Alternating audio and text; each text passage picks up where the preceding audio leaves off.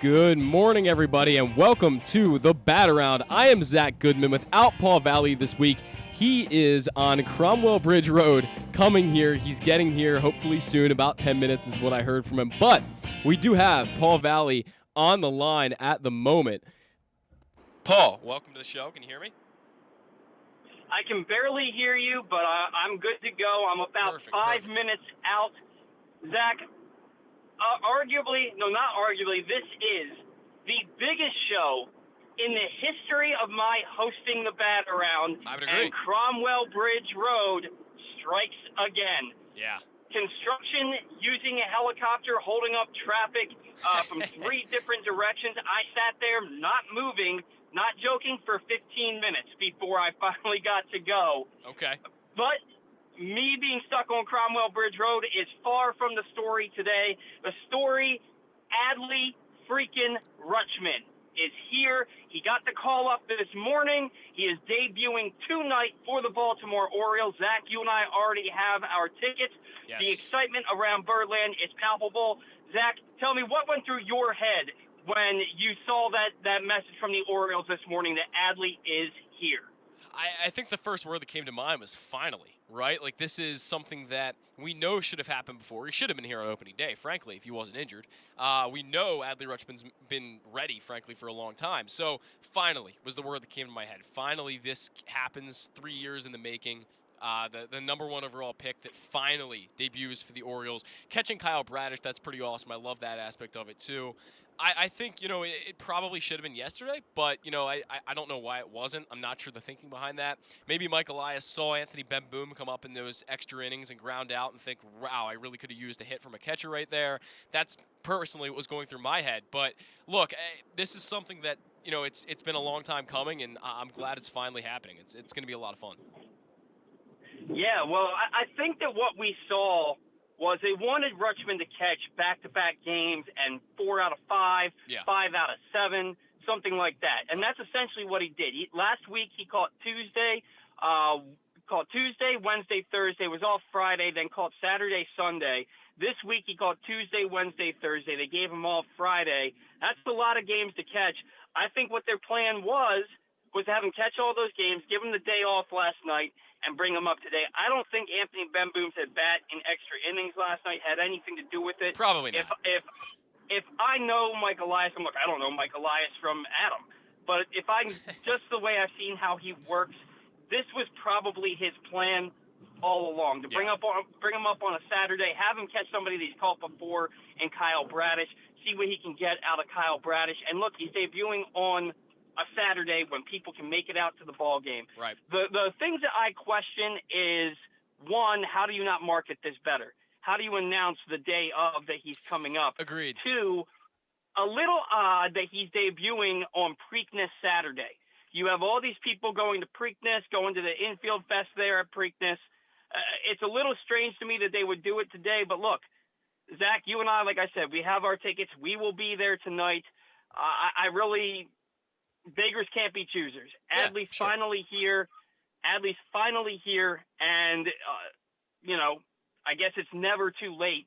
Just so happy to say that he's finally here, and we're going to get to watch him play Major League Baseball tonight. Yeah, it's exciting. I mean, I could not care less about Preakness. Even if it was, even if I got free tickets, I might not even go. Like, I could not care less about a horse racing competition that, frankly, means nothing in my life.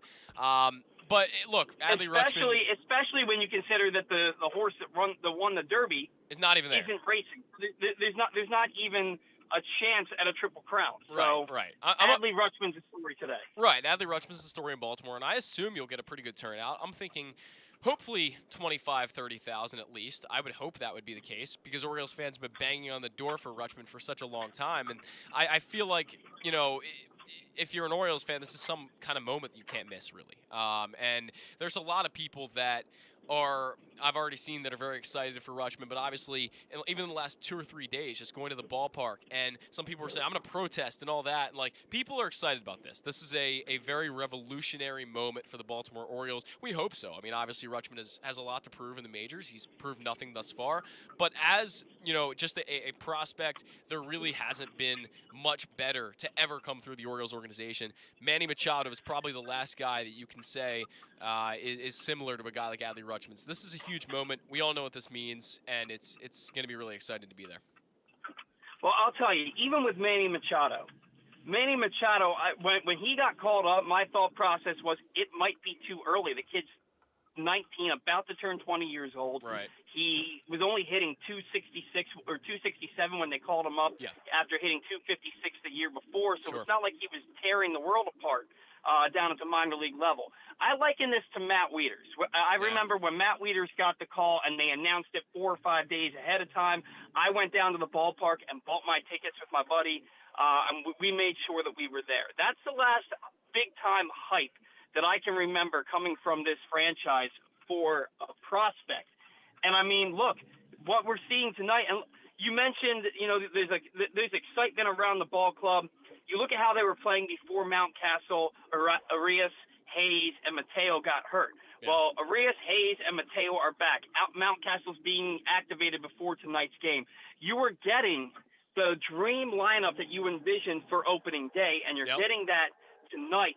And, oh, by the way, the Orioles are coming off of back-to-back walk-off home run victories against two of the best teams in all of baseball. The excitement around this team right now is palpable. You can feel it in the air.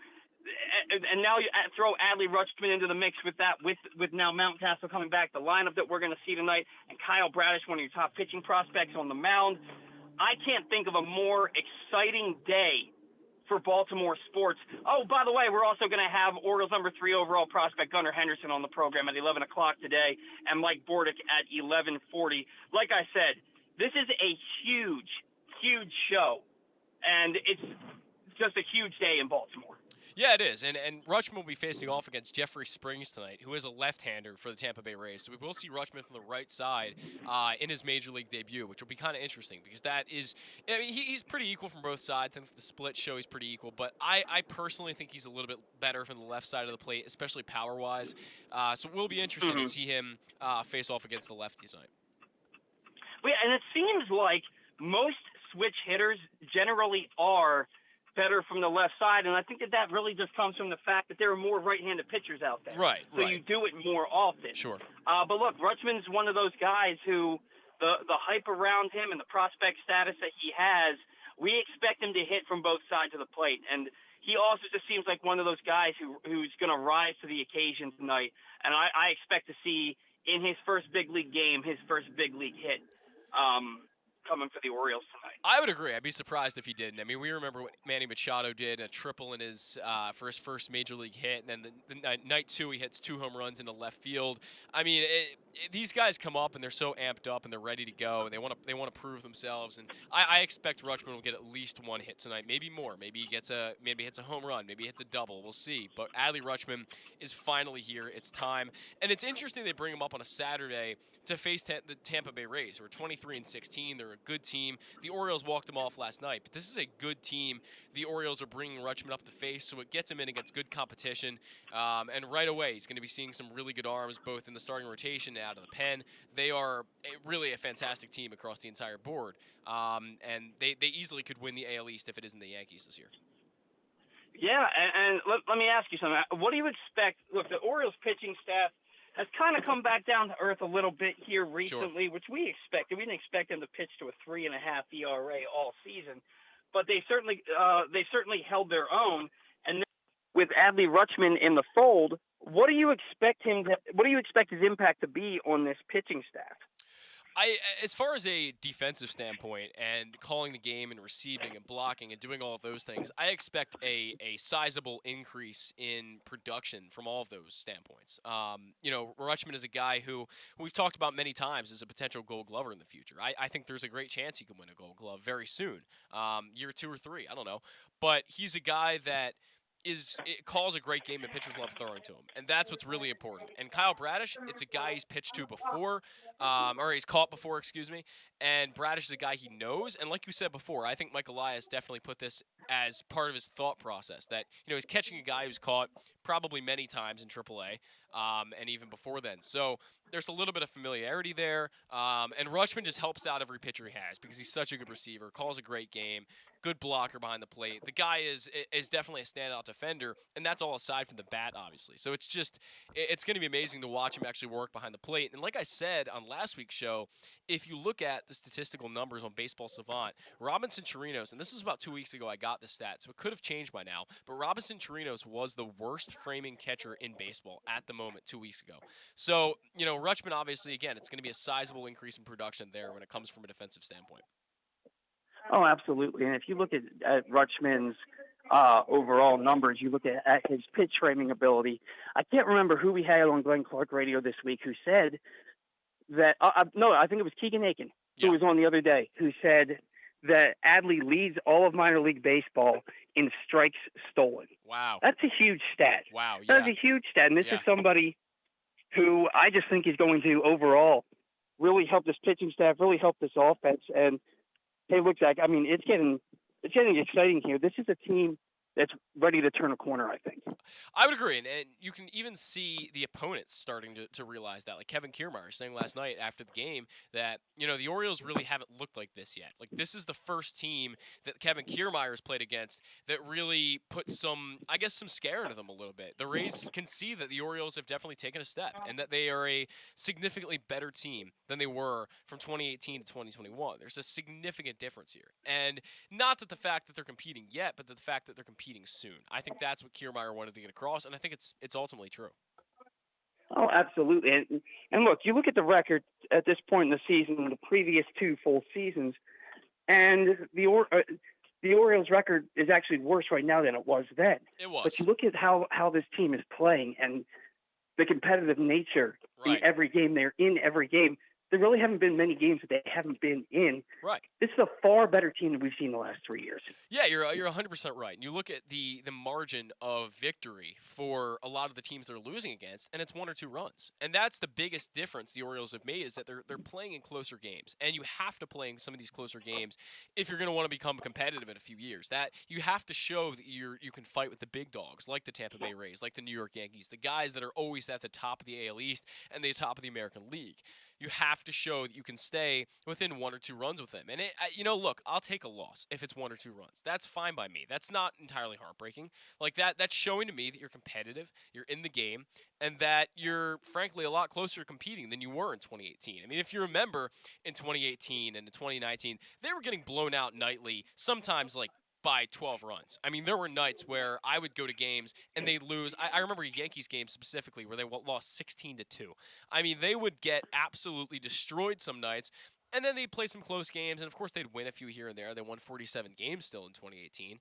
But if you look at it, they're losing at a much smaller margin than they were back in these earlier rebuild years. Oh, absolutely. You look at the second and third game in that 4-game series against the Yankees recently, just before this series.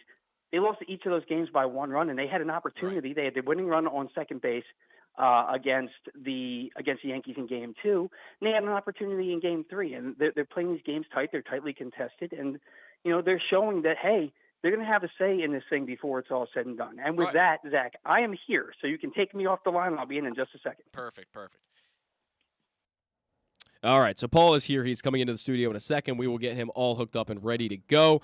But if you look across this roster, I think, Trey Mancini is one of the guys I wanted to talk about with you, Paul, as you sit down and settle in here. Trey Mancini, his batting average is up to 298. His OPS is 754. He's starting to hit homers. I think Trey Mancini is one of the big reasons that they've been in a lot of these games lately, and the margin of victory is smaller. It's because Trey Mancini is really turning the corner and becoming that guy, not so much power-wise, but becoming the guy that we know is a hitter. And he's becoming, frankly, just a lot better than he was at the start of the year. Well, yeah, and you look at what Trey Mancini was doing in the first month of the season, where his hard hit rate was up there, and he wasn't having anything to show for it. he'd hit a ball 105 miles an hour off the bat and it Right. would get caught. I think at one point he had 7, like early in the season, like 2 weeks into the season, he had 7 batted balls at 100 miles an hour exit velocity or higher, and one of them had fallen in for a hit. Right. And now you look at him in the month of May, and I think he leads the American League in batting average and is second in on-base percentage this month. Look, the power hasn't translated. I think he's got, 3, maybe 4? 3 home runs. He's got 3 home runs. The power will come. Don't negate the fact that you have that big wall in left field, although he's only been robbed, I think, once or twice So far once, yeah. by that wall that we know of. But yeah, Trey's numbers are getting back to what we saw in 2019. He's hitting the ball with much more authority than I think he did at any point last year. You look at what Austin Hayes is doing, becoming that play.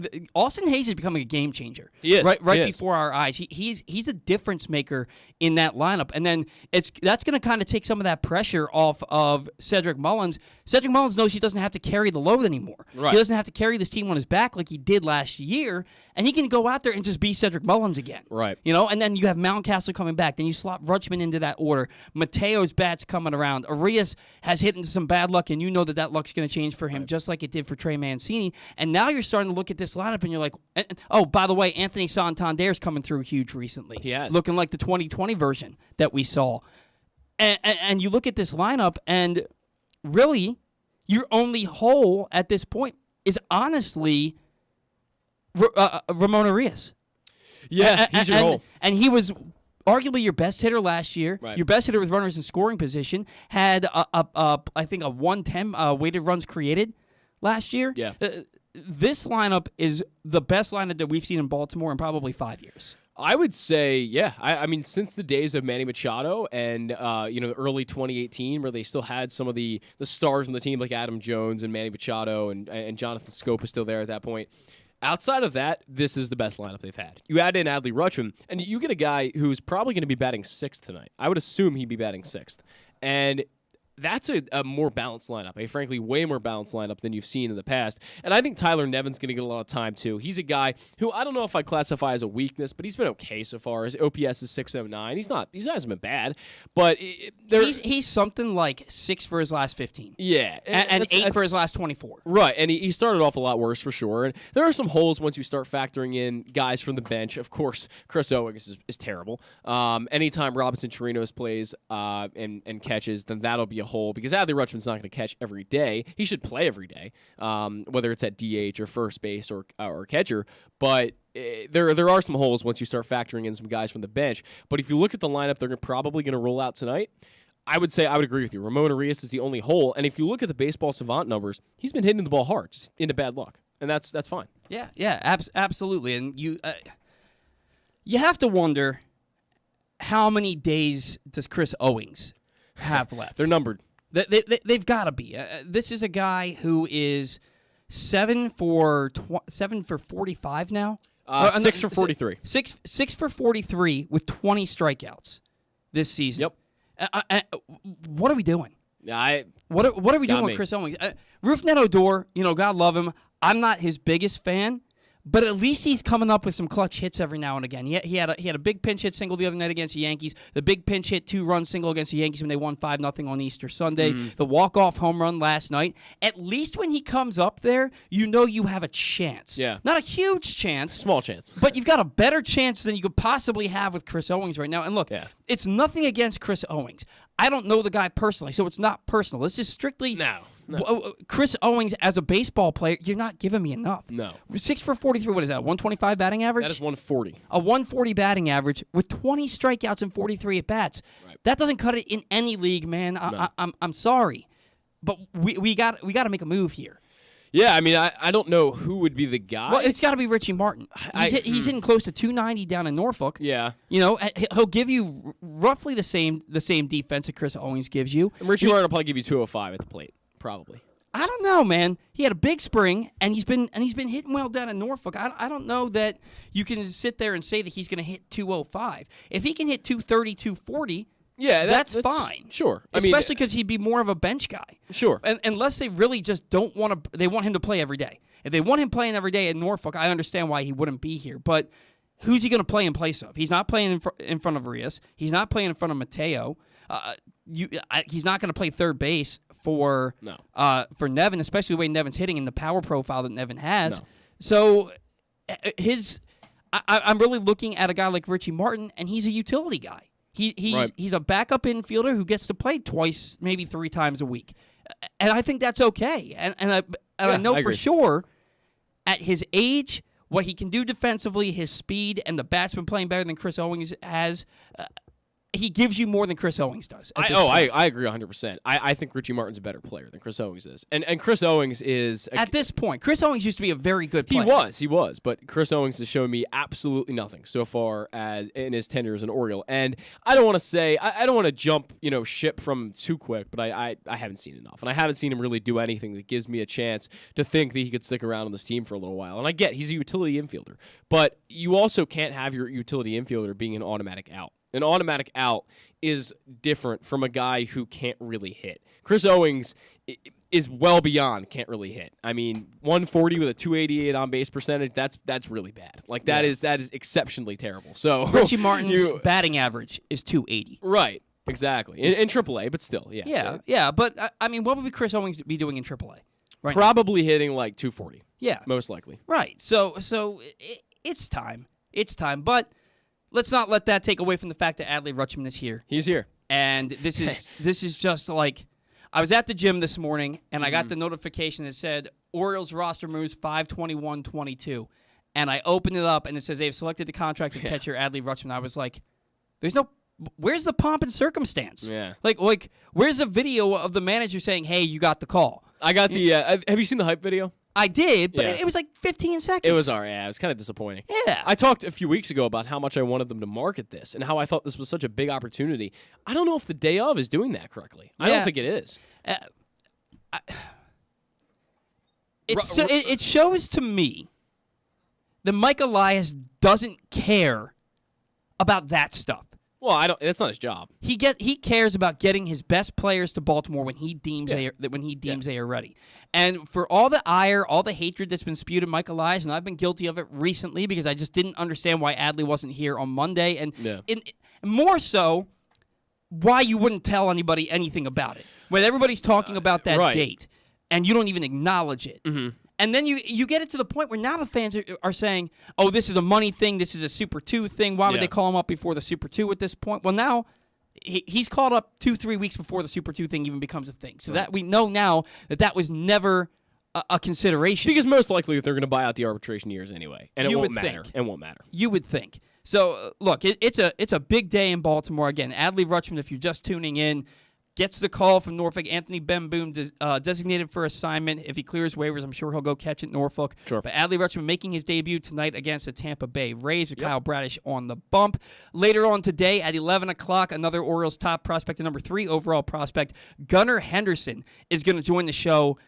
Zach, he's got a better slash line at this point in his Double-A career than Bobby Witt. Yeah. They were drafted in the same draft. Bobby Witt, number 2 overall. Mm-hmm. And Gunnar Henderson, the Orioles' second overall pick in that draft. He was their second-round pick. Gunnar Henderson's a full year younger. A full year younger than Bobby Witt. Bobby Witt's birthday is June 14th, 2000. And Gunnar Henderson's birthday is June 29th, 2001. He's a full year younger than Bobby Witt, and he is tearing the cover off the ball. One of the things that I'm the most impressed with is you look at his numbers from last year, and he got on base at a decent clip. 56 walks last year, 143 strikeouts. Yeah. He didn't play last night. Fast forward to this year, 33 walks, 26 strikeouts. The improvement in his swing decision and his pitch recognition is otherworldly. Yeah. You just don't see that from a player that young. He's 20 years old. He's legit. Very legit. You don't see that from a player that young. And on top of that, they've had him playing shortstop. They've had him playing third base. I think he's really taken to third base.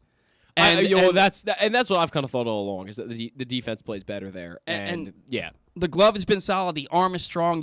His flashiest plays, when you see them, are from third base. Sure. And we're going to talk to Gunnar about all of that and more. Just want to remind you guys while Zach gets Stan on the line that today's show is brought to you by the Baltimore Police Department. Join a proud new generation of Baltimore police and make an active difference in your community. Start with competitive wages and excellent benefits on day one. Join for good at bpdrecruit.org. That's bpdrecruit.org. The highest wages of any police department in the state. So go ahead and check out bpdrecruit.org to join the Baltimore Police Department. Orioles last night, their second consecutive walk-off home run victory after not recording one since August 11th, 2019, the day that I got engaged in a luxury suite at Camden Yards. And rear ears hit the walk-off home run. Rear ears hits the walk-off home run there.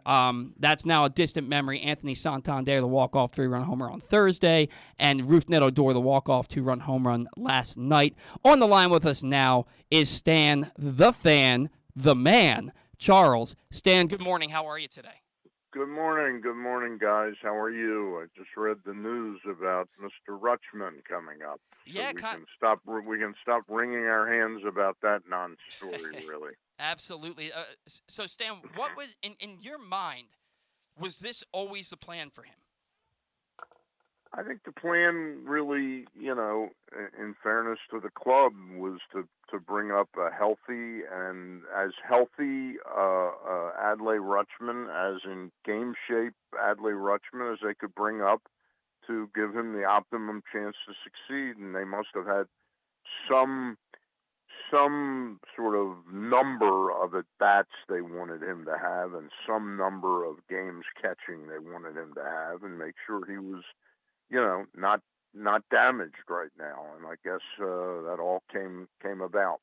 I do think there was probably a little feeling like, with the Yankees in town, that would be a little too much hubbub, so to speak. And this is but he's going to get thrown right into the cauldron against one of the better teams in the league, and a team that runs a good bit. And then have to go to New York and play at Yankee Stadium and Fenway Park, two of the most iconic named stadiums in baseball. Stan, do you find it a little odd that they would debut him the same day as Preakness, and that they would announce the debut the day of instead of marketing it a little bit better? No, not really. All right, moving on. I mean, I just think we can overthink this thing till the nth degree. I don't think the Preakness was in Mike Elias and Sig Maydal. I don't think it was in there, But hey, let's do it. It'll really be exciting, in the Preakness. I think they getting a couple more home games in than they would have. I'm sure there'll be some tickets sold tonight. When people find out about this, Yeah. And I'm sure that the home attendance when they return against, Seattle next week, I think there'll be a little bit of an uptick there as well. Stan, what does it say about Mike Elias and Sig Maydal and how they run this organization, how they run a baseball program, that they seemingly didn't care about the marketing aspect of it, about letting people know? They said they in their minds were, when we deem he's ready, he's coming. We don't care when it is. What does that say to you about how they operate? I think they're extremely patient. I don't think overly so. I mean, again, we all know that this debut probably would have taken place, and you and I have talked about this, Paul. Mm-hmm. I think we agree that August or September of 2021, there was a good chance he would have made his debut had we not had the pandemic. Right. And so it took trust me, it took a great deal of patience. Whatever you think of Mike Elias, it takes a great deal of patience to go through this without jumping at every turn to try and augment the player pool and sort of go out of bounds as to what your parameters are in spending right now. So I think it's time. There really wasn't much more for him to prove. And then, Stan, you look at this impact that he could have on this team. And look, we don't expect Adley Rutschman to come up and be an MVP caliber player as soon as he steps foot on the Major League diamond. But we expect him to be better than what we were getting from Robinson Chirinos and Anthony Bemboom. And I think that you can look at this lineup now with Mountcastle expected to be activated before today's game. Hayes is back, Arias is back, Mateo is back, and now you have your starting catcher, your gold star prospect in that lineup. How much better does this lineup get? And more so, how much better does this pitching staff get with a guy like Adley Rutschman coming up and being behind the plate? Well, in fairness to Mr. Chirinos and Bemboom, I think we saw the answer to that, and that's what our cover story is really about, is the impact that Rutschman, because let's not kid ourselves. This kid, Jared Kelenic on Seattle, I won't say he was the number one prospect in baseball, but he's up there.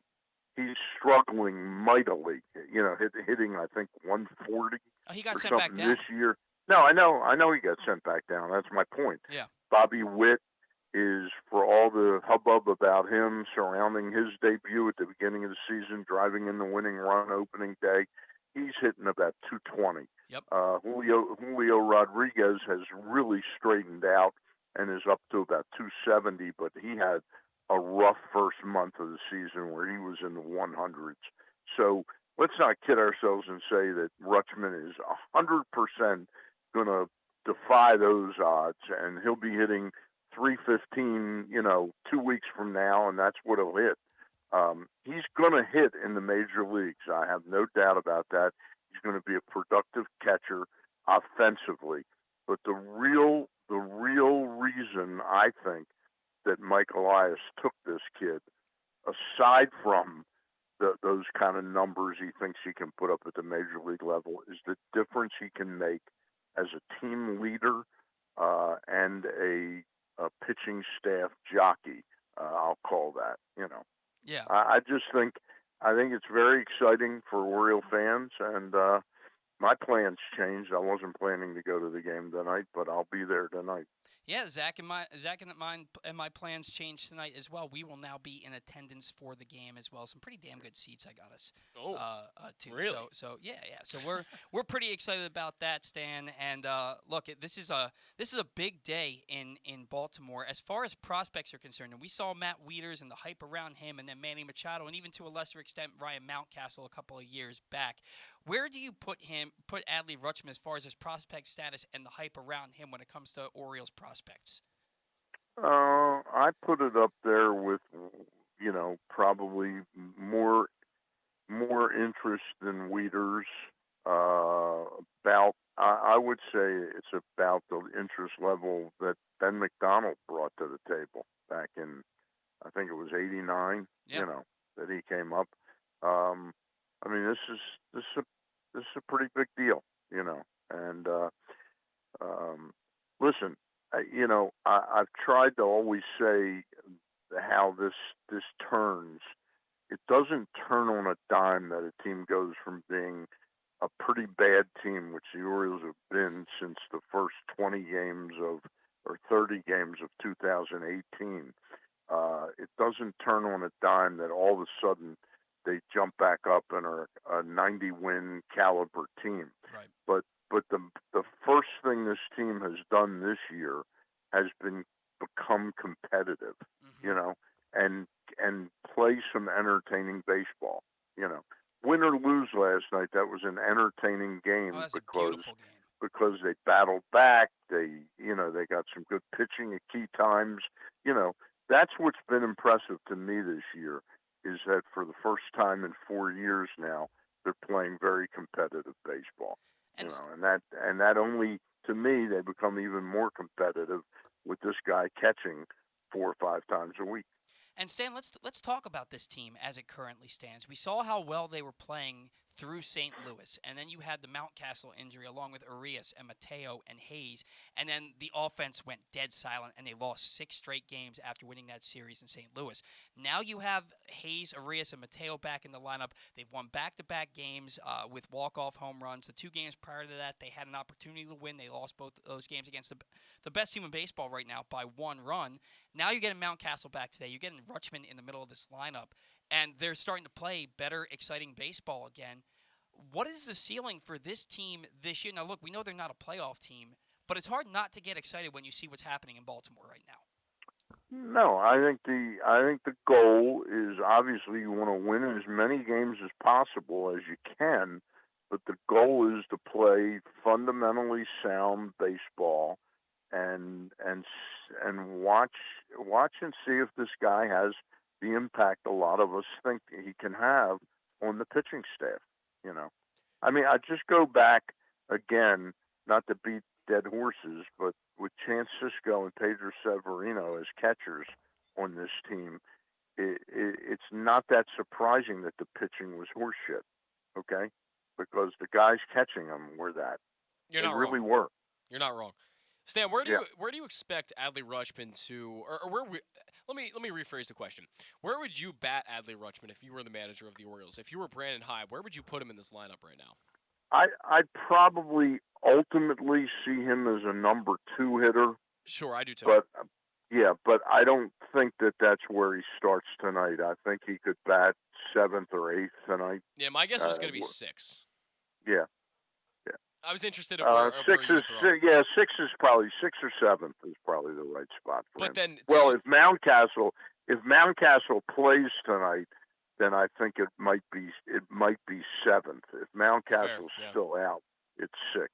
Gotcha. I think keeping him away. I mean, look, they could do whatever they want with him now at this point, but I think 7th is sort of the spot that says, hey, no pressure on you, kid. Sure. You start putting you 6th, it's a little bit. But, again, he's a switch hitter. That's a factor late in the game. You probably want him up before you'd want Mateo against a tough right-hander. Yeah. So 6 probably, 7th, good shot too. All right, Stan. Now another prospect for the Orioles, number 3 overall prospect, Gunnar Henderson, is tearing up Double-A pitching right now. I just want to tell you guys one thing that I heard last night, Yes. and I don't think I'm going public with it. I'm not going to say where I heard it. Somebody that's close to the organization thinks we may get another surprise tomorrow. Grayson Rodriguez. There was the person, because the person I heard this through, and I didn't hear it directly from this person. He didn't say he's coming up, but he said, I have a feeling that we could have a surprise with him on Sunday, making his debut on Sunday. Well, Stan, and that would be a pretty powerful 1-2 punch as the club goes on the road. Stan, it would stand to reason. His last start, he gave up 3 hits, 3 walks, no runs, 11 strikeouts. He threw a season-high 87 pitches, pitched into the 6th, and then got to face that order a 3rd time through. He doesn't really have anything left to prove. And if you can debut Adley Rutschman on Saturday and Grayson Rodriguez on Sunday, unfortunately, I definitely cannot make that game tomorrow. But that is just something that is this city collective tops would completely blow off. This is something that we've been so excited to see for so long now, and it's finally happening right before our eyes. What level of excitement do you anticipate if that is the case and we do see Grayson Rodriguez make his Major League debut tomorrow afternoon? I think it's fair to say I'd be a little bit more excited than watching Spencer Watkins pitch. I do think that it's telling, Stan, that Rodriguez was pitching every 6th day down in Norfolk.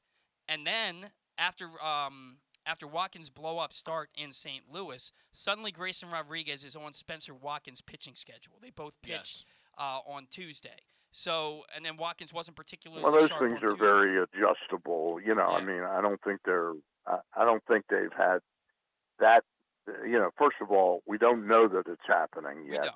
We don't. I mean, I wouldn't go through that with a fine-tooth comb. It'll be when they deem he's ready. You know. All I'm saying is that when I saw that Rodriguez was starting on Tuesday instead of Wednesday, that was the first thought that went through my head. And then when he went out and dominated the way he did, you can't help but think, you know what, this guy's probably ready. Yeah. Yeah. You know? And so the question is, if he does pitch tomorrow, then do they hold him until they come home? I wouldn't think so. Or does he pitch in Fenway Park? I think he pitches in Fenway. I would think they'd keep him on the regular schedule. I'm not sure they would make a amend of that for any reason. Yeah. Yeah. Now 3, 6. It would be 7 days between starts. Yeah. Let's see. Hold on. 3, 6, 7 would be 8 days between starts. So he'd probably start in Fenway. Yeah, I would imagine that he would start in Fenway. Now we're going to get back to Gunnar Henderson here in a minute, but since we're talking about pitching prospects, DL Hall last night really struggled. We saw on the broadcast that he had 30 pitches at 98 miles an hour or higher. He had a handful at over 100. He had like 14 at 99 plus. But the results aren't there. Yeah, you can throw as hard as you want, but the ERA stand is up to 6.52. Are you at all concerned? No, look. It's only been 2 or 3 starts down there, but he hasn't dominated like we hoped he would. Before last year, he was ahead of Grayson Rodriguez. He seems to have fallen behind. Do you think he's putting too much emphasis on throwing as hard as he can, and instead of trying to pitch? Possibly. I don't see him pitch, so I'm trying to remember if I've ever seen him pitch. I'm not sure, but I'm not worried about him because to me, at the end of the day with DL Hall, the worst case scenario is they turn him into Josh Hader. Yeah. I think that you'd like to see with that 4-pitch mix and the fact that he's shown an ability in the past to be a starter, you'd like to see him in the rotation. But if he turns into Josh Hader and then you still have Zimmerman and Rodriguez and Bradish and Tyler Wells come through and then Means comes back, you're not hurting as much to have DL Hall become a lockdown reliever. Still hoping right now that he ends up being a prominent starter for the Orioles now and in the future. And now getting back to Gunnar Henderson, Stan, the most impressive thing to me about Gunnar Henderson, we saw it last year, 143 strikeouts, 56 walks. He still had that great ability to get on base. But Stan, this year, it's night and day. 33 walks to just 26 strikeouts at this point in the season. He's hitting over 300 with an on-base percentage above 450 right now. Better slash line right now in his career than Bobby Witt had at this point in his Double-A career. And, oh, by the way, he is playing stellar defense over at third base along with shortstop. Do you think that he has a promotion coming soon to Norfolk? And is there any chance he gets a cup of coffee at the end of the season? I don't think he gets a cup of coffee as of right now. I would think in the next 2 to 3 weeks he'll be at Norfolk. That's what I think. Yeah, outside of maybe a month at Norfolk, he'll be at Norfolk in a month. Yeah, I don't think. I'm not saying that I don't think there's a chance he could make the team out of spring training next year. I think there will be a chance of that. If you're betting right now, I don't think he breaks with the team next year, with the Orioles next year. I think he's sort of a late May call up next year. Yeah, and all. But that... he is moving fast, and it's very impressive at the age he is. That he's moved this quickly. One of the more impressive things, Stan, he is yet to face a pitcher that is younger than him at Double-A Bowie. Mm-hmm. He is one of the youngest players. At 20 years old, he's doing this right now. He's surpassed what Jordan Westburg was doing last year. And honestly, a lot of the buzz when they drafted him was that he would actually be a better offensive player than Rutschman. Yeah, than Rutschman? Yeah. Okay. Yeah. All right. Yeah. If that's kind of what I heard when they took him. Is they really think he could be a really special offensive player. there. Well, and that would make sense, Dan, because I think that what you're looking at with Adley Rutschman is they're probably expecting him to be about a 275, 285 hitter, and if you can get a better and you can get more power and a better slash line out of your shortstop or third baseman and Gunnar Henderson and still get that production from Adley Rutschman, that's what makes Adley Rutschman so good. It's the entirety of his game, not one thing above the other. It's the fact that he's so good behind the plate and then good enough at the plate. That makes him such a highly touted prospect. And the switch hitter, now that he's here, that's a huge factor too. It just keeps your lineup, sort of not bulletproof, but it's a tougher. It's once he gets established, it's going to be a tougher lineup for pitchers to get through because they're not going to have that right side, lefty split ability against him. Yeah, no, absolutely. And Stan, finally, before we let you go, and I don't want to spend too much time talking about this, but it's something that came up this week. Aaron Judge and Aaron Boone called Oriole Park at Camden Yards create a park and a build-your-own park because of the wall. And this is Aaron Judge whining after, instead of hitting 3 home runs, he only hit 2 in a ball game that they won. Then Trey Mancini kind of echoed the sentiment, saying the hitters don't like it either, but it is what it is. How are we feeling about this wall at the quarter pole? And do you really give 2 darns about what Aaron Boone and Aaron Judge have to say about it? All I can give you is my opinion. When I go to the ball games right now, I find the game a little bit more real than it had been prior to this. I probably would have chopped a few less feet. In other words, I probably would have made it a little bit shorter in that alley, but I find the game is much more interesting now. And we always talk about what's the most exciting play in baseball, and a lot of people always say it's triple. I don't know if it's the most exciting play in baseball, but I know it's an interesting play. It's just I find the game's more entertaining so far. And I don't think it's a total shocker that the club is pitching better because of it. You can have a little bit more guts in how you challenge hitters. And you don't have to worry about routine fly balls turning into home runs. Now, look, we've seen the Mountcastle double and the Aaron Judge double that would have been home runs in every other ballpark except for Camden Yards. But we've also seen flyouts to just in front of the warning track that would have been home runs last year that shouldn't be home runs. So for me, and I agree with you, Stan, I don't think it's any coincidence that the pitching has gotten better because I don't think they're as afraid to attack. And all you have to do is look at Keegan Aiken and how bad he's been to how good he's been this year because all he's doing now is throwing strikes and attacking hitters. And I think that has a lot to do with the fact that he doesn't have to worry about giving up a 320-foot wall-scraping home run. I don't think his turnaround has as much to do with the stadium as it does to do with the whole mental aspect of, as I like to say it, and again I go back to Arthur Rhodes, which is 29 years ago, and my debate with Kevin Malone. I just think there are certain pitchers that need to come to the ballpark and be on call almost every single day rather than have that 4 or 5 days in between starts where all they're dwelling on is the pressure that they're going to have that one start. And that's what they spend. Instead of really working and focusing on being prepared, they spend it worrying, whereas there's no time to worry when the phone down in the bullpen rings and they say it's you. Just all of a sudden the adrenaline starts going and you're in a ball game, And Absolutely. I think that has a lot more to do with Aiken's success than the ballpark. And Jorge Lopez to that extent also, and you see both of them flourishing in that role. I think the same thing, with him. His stuff plays so much more devastatingly over with him. It also is that he doesn't quite have the repertoire and the command to get through a lineup 3 times.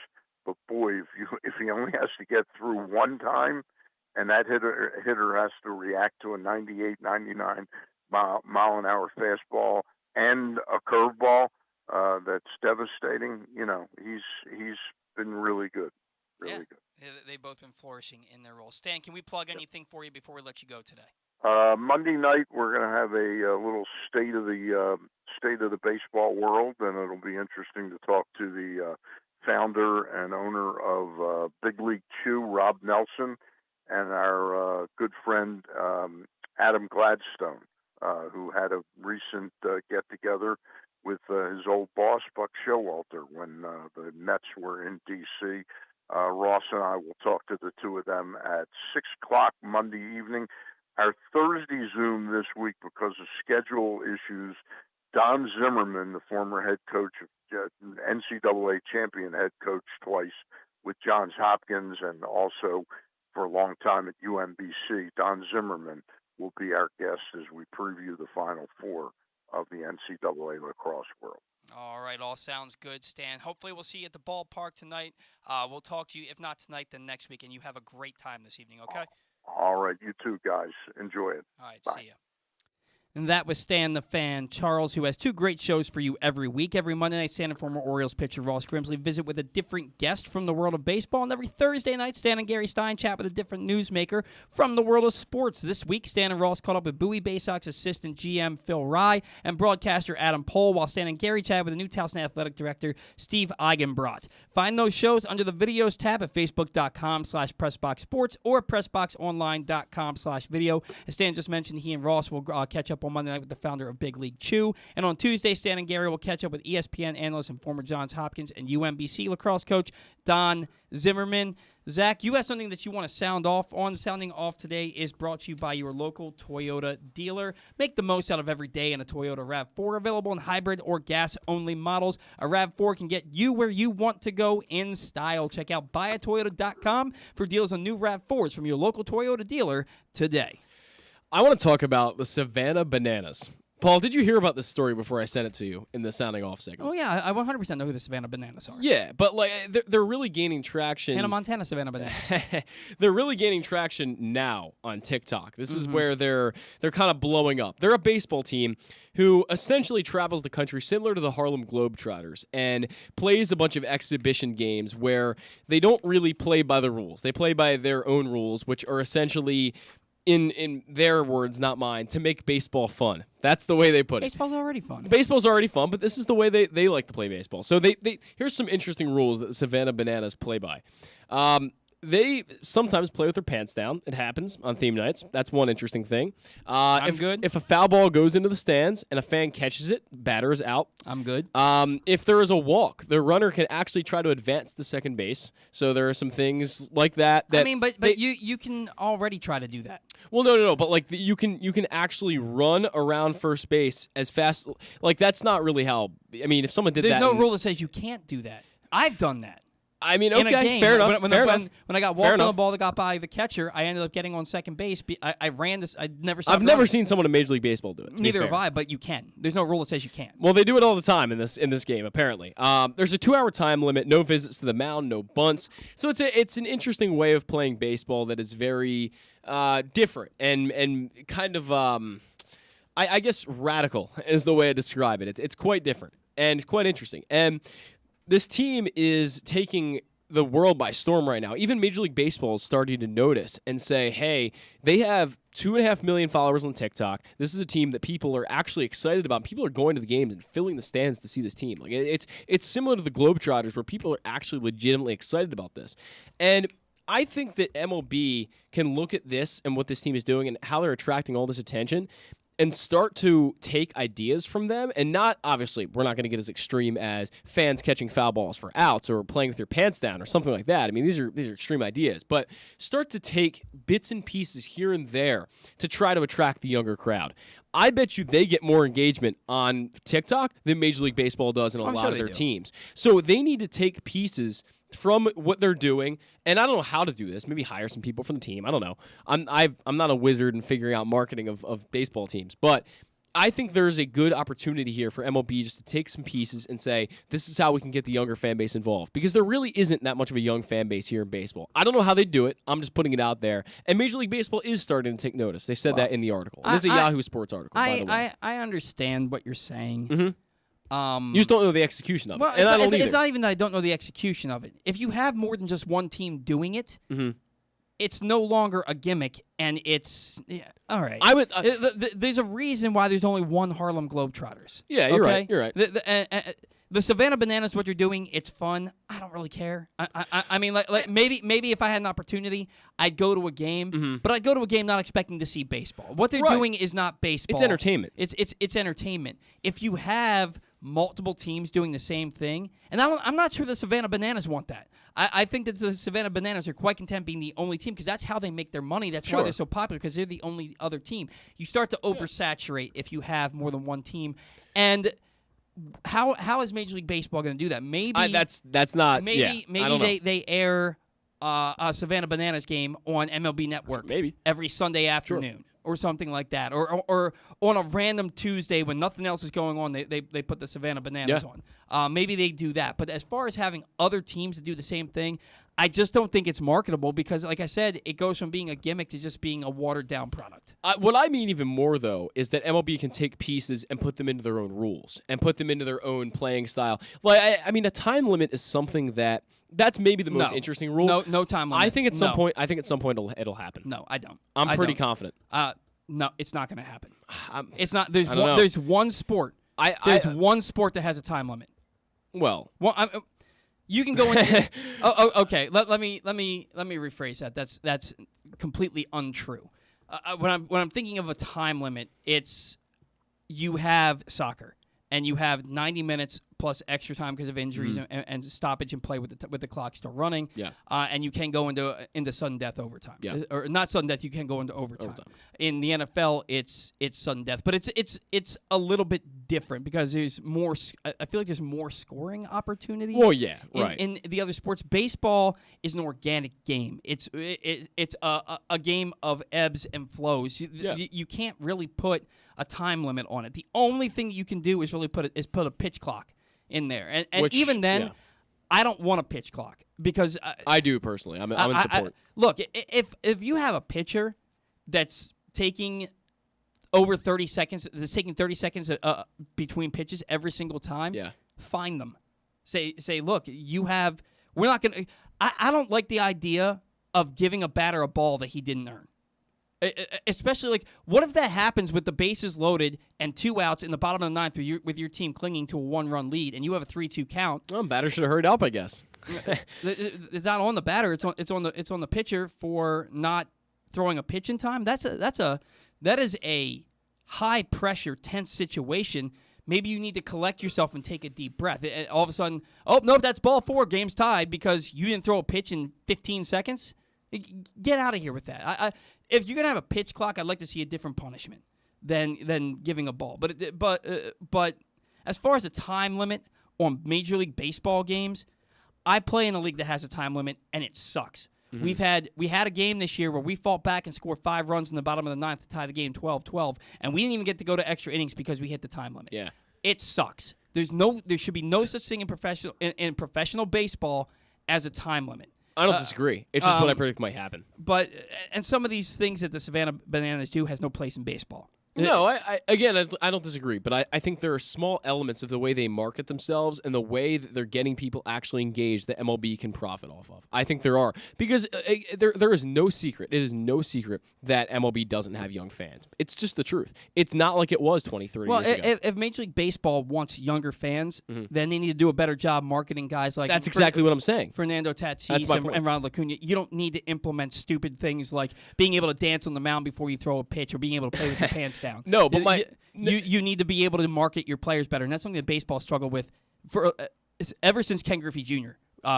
Stopped being the kid. But that's what I'm saying. You can figure out ways that how they market themselves and how they get engagement. Start doing it on their end. That's what I'm saying. Well, they got to figure something out. I'm just not so sure that it's the Savannah Bananas method of doing things. Guys, we got to catch a break. When we come back, shortstop and third baseman from the Bowie Bay Sox will join us, Gunnar Henderson, who's having a hell of a season. Today's first hour is brought to you by the Live Casino and Hotel in Maryland. The best place to be for the playoffs and all the big upcoming events is the FanDuel FanDuel Sportsbook at Live Casino and Hotel Maryland. Bet on every sport with 61 self-service kiosks open 24/7 and watch all the action from the best seat in the house. There are some huge events happening before the end of the month, including the NBA and the NHL playoffs, the PGA Championship final round tomorrow, and the Champions League final and the Gervonta Davis-Rolando Romero fight. Reserve your spot in the FanDuel Sportsbook for all of these events right now by emailing events@sportssocialmd.com. That's events@sportssocialmd.com. This is the Bat-Around.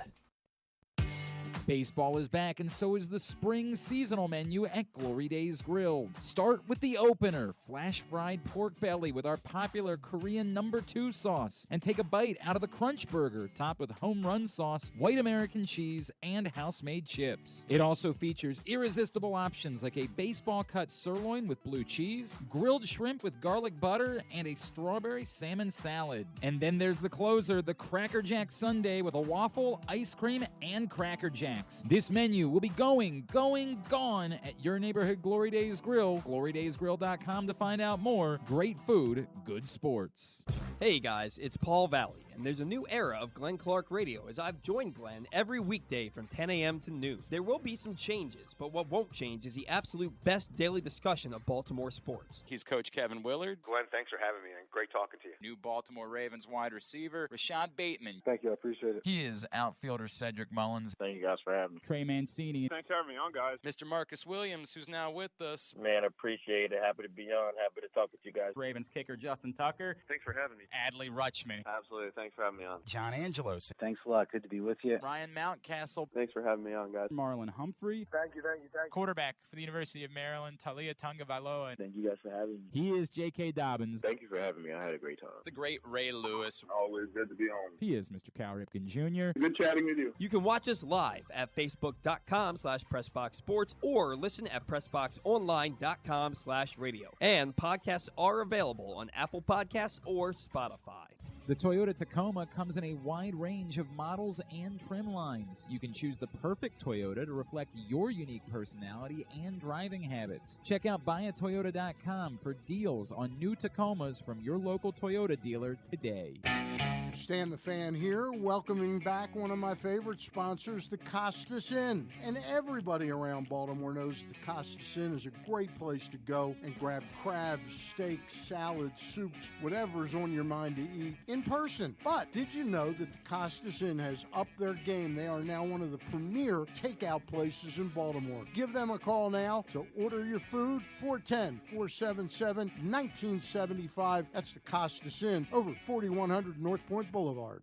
Sports fans, the wait is over. The all-new FanDuel Sportsbook is now open at Live Casino and Hotel in Hanover, Maryland. This is your chance to win big right in your own backyard. Bet on every sport with self-service kiosks and watch all of the action from the best seat in the house. Make every moment more at the all-new FanDuel Sportsbook at Live Casino and Hotel in Hanover. Please play responsibly. Gambling problem? Please call 1-800-GAMBLER or visit mdgamblinghelp.org.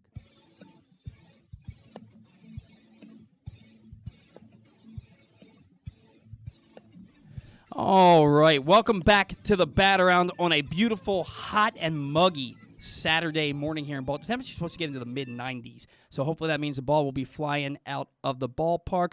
Hopefully where Gunnar Henderson is playing tonight, the ball will be flying out of the ballpark too. Of course, he needs no help with that. He is joining us now on the line in our studio. Good morning, Gunnar. It's Paul. It's Zach on the Bat-Around with you. Thanks for taking a few minutes for us today. Yes, sir. Thank you for having me. We are thrilled to have you. Gunnar, you were off to an incredible start this year, hitting over 300, an on-base percentage north of 450. To what do you owe your success to start this season? I feel like it's just a work or a testament to the hard work that I've put in over the past few years and even growing up, and just all the experiences that I've had in pro ball so far. I feel like it really helped me just to learn and set myself up for some success. So glad to see it's paying off, and the work's just now starting. So, Gunnar, you've always had a decent eye at the plate. You had 56 walks last year, a solid on-base percentage, but you also had 143 strikeouts to go along with that. This year, it's night and day. 33 walks, to 26 strikeouts, 7 more walks and strikeouts than strikeouts this year. Was pitch selection a focal point for you during the offseason, and how have you been able to put that into practice so far? I mean, I felt like growing up, I usually had a pretty good eye for stuff, and like through my first year in pro ball, I mean, being 19 and then turning 20 during the year, I mean, it was going to be, you'll have some of those struggles, and I just feel like having the experience of pro ball and just being able to really trust myself and trust all the work that I've put in over the years is really paying off, and just really trusting myself and not trying to do too much or do something that I wouldn't be able to do. So. Now, Gunnar, you played at 3 levels last year, and then you came into this off season, probably hoping to take that next step. What were some of your goals coming into the 2022 season? Was AAA a realistic goal in your mind? Because it seems like you're on the cusp of that. Yes, sir. I mean, my goal is to be in the big leagues this year. So, I mean, I feel like I can do it, and I guess that's all I need is just a self-confidence to be able to do it. But this offseason, I really just worked on flattening out a touch at the top of the zone, and that was pretty much the only swing thing that kind of changed a little bit, but not too much. And I feel like it's paying off. I've got to some of those pitches this year and being able to really do that and see all the work pay off that we worked on in the offseason and slightly during spring training. It's really awesome to see. Well, I'll tell you, Gunnar, I think it's an awesome goal to want to make the major leagues this year. You certainly have the talent to do it, and I think our fans and our listeners like to hear that kind of confidence coming from one of their top prospects in the organization. And I'm sure you've heard the comparisons to Bobby Witt Jr. Now, you and he were taken in the same draft coming out of high school, although he is basically a full year older than you are. Have you heard those comparisons, and is there a sense of pride in that you have a better slash line right now at this point in your AA career than Bobby Witt did? I haven't heard of him, but just being able to see him through high school and how he's doing now, I mean, it's incredible to see. It's such a young age, and hopefully he'll continue to tear it up there, and hopefully I'll be able to go up there and compete against him here soon. But, I mean, it's just really awesome, and I'm blessed to be able to be here and just have this great opportunity. And I can't thank God enough for putting me in this situation and blessing me with the ability to play. Gunnar, Zach Goodman here. Speaking of comparisons, who do you kind of compare your game to? Is there a single guy out there that you really model your game after? Maybe a guy like Corey Seager, another shortstop. Is there someone out there that you really model your game after?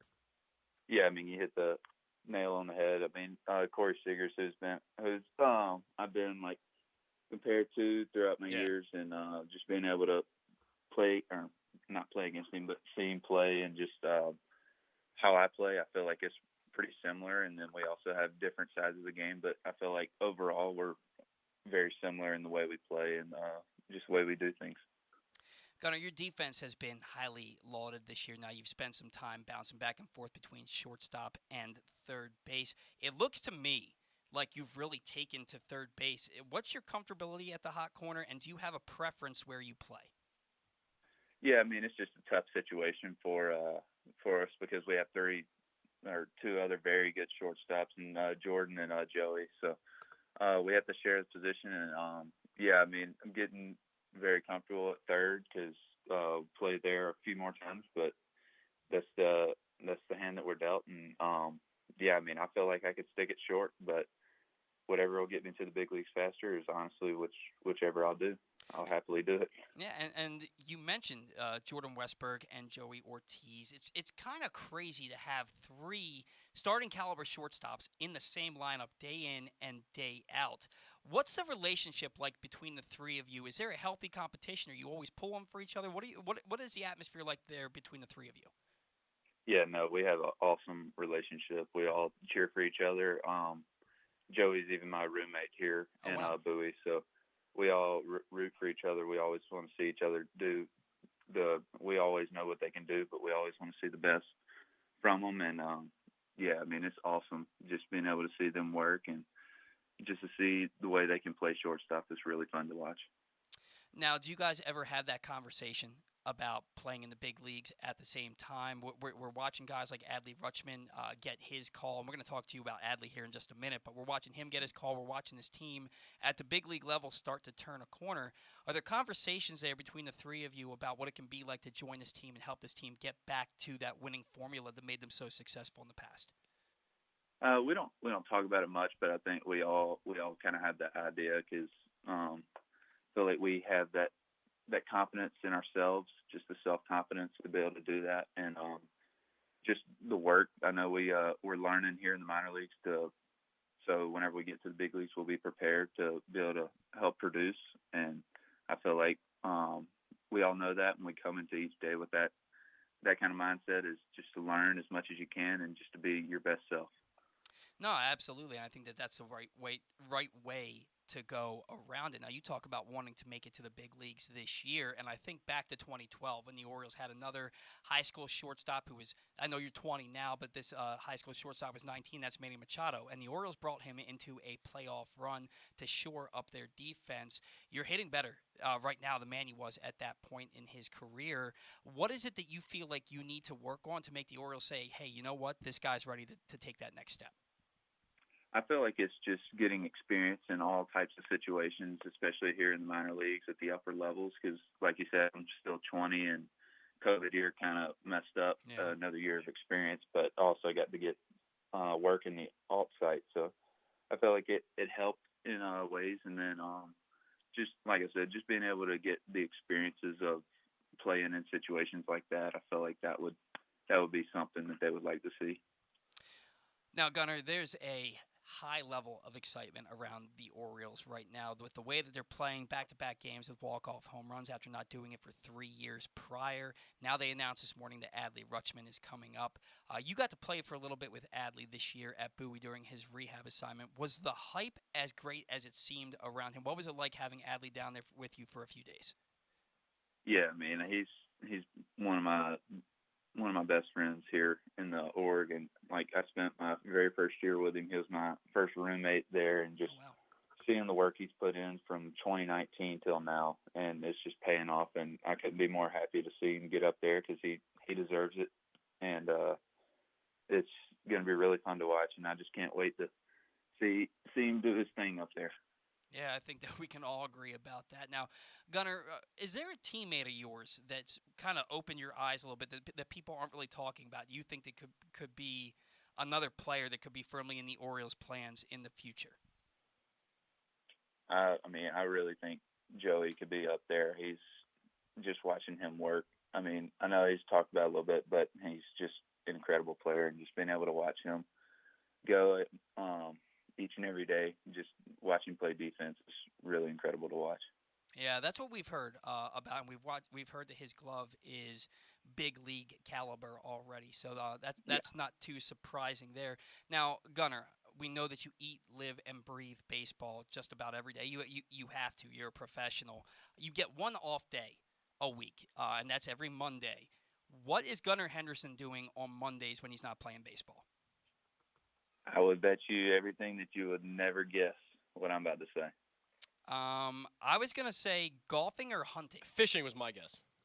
No, golf was mixed in there, but I haven't really played it that much. But I've actually been getting into building Legos. Really? Like, really? Are we talking like these big, like, scale city type of things? Well, right now I'm building the Millennium Falcon, and it is that's amazing. 7,500 and some pieces. My God, man! And you know what the thing is? So I have like 7 nieces and nephews. So every year I gotta buy. Our family, like, we have to buy everybody Christmas presents. So Christmas in my family, you're buying gifts for literally 30 people. It's ridiculous. But you're spending the most money on the kids because that's who it's the most important to. And I go into a toy store, Gunnar, and these Lego sets like that Millennium Falcon, they're expensive, man. It's a damn good thing that you're a professional baseball player, man, because I don't know how else anybody would afford these Lego sets. Yeah, you are correct about that. How much, you don't have to tell me, but how much was that Millennium Falcon Lego set? It had to be 150 plus. Oh, it was a lot more than that, we'll put it that way. Shoo! That's absurd, man. Well, good for you. Yeah, I use it as kind of a getaway thing. It takes my mind off everything, and just play some video games, and it takes my mind off, and I feel like it gets me back into like a calmer stage to be able to rest up for the next day. MLB The Show guy? I have played it a little bit, but also, I played it last year, and I just feel like I play baseball throughout the day. Yeah. I come home, and that's not really like I want No, to play more baseball. I think you had a Diamond Dynasty card last year, if I remember correctly. Yes, sir, I did. I'm working on getting it right now, so I'm going to play a little bit whenever I get that card. But Very good. So what system is your system of choice, and what games will we find in your console? I'm a PlayStation 5 guy. I've always been a PlayStation guy, and right now I've been playing a lot of Apex Legends. Okay. I'm a PlayStation guy myself. I haven't made the move to go get the PlayStation 5 yet. I just got my PS4 like 3 years ago, so I haven't made the move for the PS5. I'll probably have to wait till PS6 is on the cusp. Yeah, they're still backed up on that, and that was released 2-3 years ago. So. Yeah, man. It's still like a $700 system, but it's crazy. Well, so I take it with the Legos. You're not a puzzle guy, right? It's kind of the same concept, but way cooler to do the Legos. You're not a puzzle guy, right? Yeah, no. I just felt like puzzles, as much as we travel around, and these will be a little bit easier to move around. Fair enough. There might be some straggle pieces, but I found a way to just keep them in their own little section, and they fall off, then I know which piece it goes to or which part it goes to. There you go. Gunnar, really entertaining stuff, man. Really nice to get to know you outside of baseball there for a little bit. We expect your promotion imminently up to Norfolk. Best of luck to you the rest of the season. Thank you for taking some time for us this morning. Yes, sir. Thank you so much, and thank you so much for having me. Of course, man. Hopefully we'll talk to you down the line. Good luck the rest of this year. Yes, sir. Thank you. That was Gunnar Henderson joining us, talking about building stuff with Legos. I love this guy. He's right. I never would have guessed Legos. A 7,500 piece Millennium Falcon, and he's right. Those things are expensive. When I said $150, I think that's on the expensive side for Legos, and you said way more than that. Yeah. That's insane. That is crazy. That is absolutely insane. Well, you know what? Hopefully he's as good of a Lego builder as he is a ball player, because I'm telling you, man. I don't think it matters. But it doesn't matter, but hey, man, he has a career outside of baseball once he's done, because he can build those scale cities. He can go work at Legoland. Yeah, he can be one of those guys, man. But you know what? Hopefully that's 25 years down the line, and we see him playing some Major League Baseball for the Orioles. That's a long career. And well, I mean. Oh yeah, I guess you got to factor in 1 year until he comes up next year, and then you got 24 years in the Major League. Well, I don't think he's going to play till he's 40. I don't think anybody's Tom Brady. I don't think he's going to play till he's 40, or Julio Franco, who played till I think he's still playing. He was like 50 something, right? I think he retired at 49, and I think Ricky Henderson retired at like 47. Ricky played for a while. Yeah, they both played for a long. Or Nolan Ryan pitching for 26 I think Manny years. Ramirez is still playing down in the DR. I think he plays in Australia. Oh, yeah, you're right. That's where it is. What are we even doing right now? I don't know. What are we even doing? But no, Gunnar Henderson, awesome to talk to him. One of the Orioles' top prospects, and he could become their top prospect here later this year once Grayson gets here and once Adley graduates. Right. I mean, I think he's almost up. Someone said the other day that he's going to break into the top 25 on most of the top 100 lists, and I wouldn't think he's going to be that far behind Grayson. He's probably going to be like 10 or 11. Like, he's that good. The numbers, 1,072 OPS right now. Let's put that into perspective. Yeah. The guy is killing the ball. I almost can't see how you don't put him top 10. It's his whole game, and he steals bases too. Right. It's his whole game, and when you draft him in the second round overall, right, and you give him that money to forego a commitment to college and join your team, join your organization, this is the player you hope he becomes. Now, look, he's still a far cry from doing it at the big league level, so we have to temper expectations. Somewhat. But this is one of those guys who you're watching him play, and you can't help but get excited. For the future. You absolutely cannot. And I'm excited. I'm excited for Gunnar. I'm excited for Adley. I'm excited to be at the ball. This is gonna be, I think I went to 3 games last year. This is going to be my 5th game I was going to say, I went to 5 last year, and I think I've already been at 5 this year. I guess last year, beginning with COVID and everything, and it was a bit of a weird year, but looking forward to it tonight. Yeah, it's going to be a good time, and Zach's going to buy me a beer. I will. So I will buy you a beer.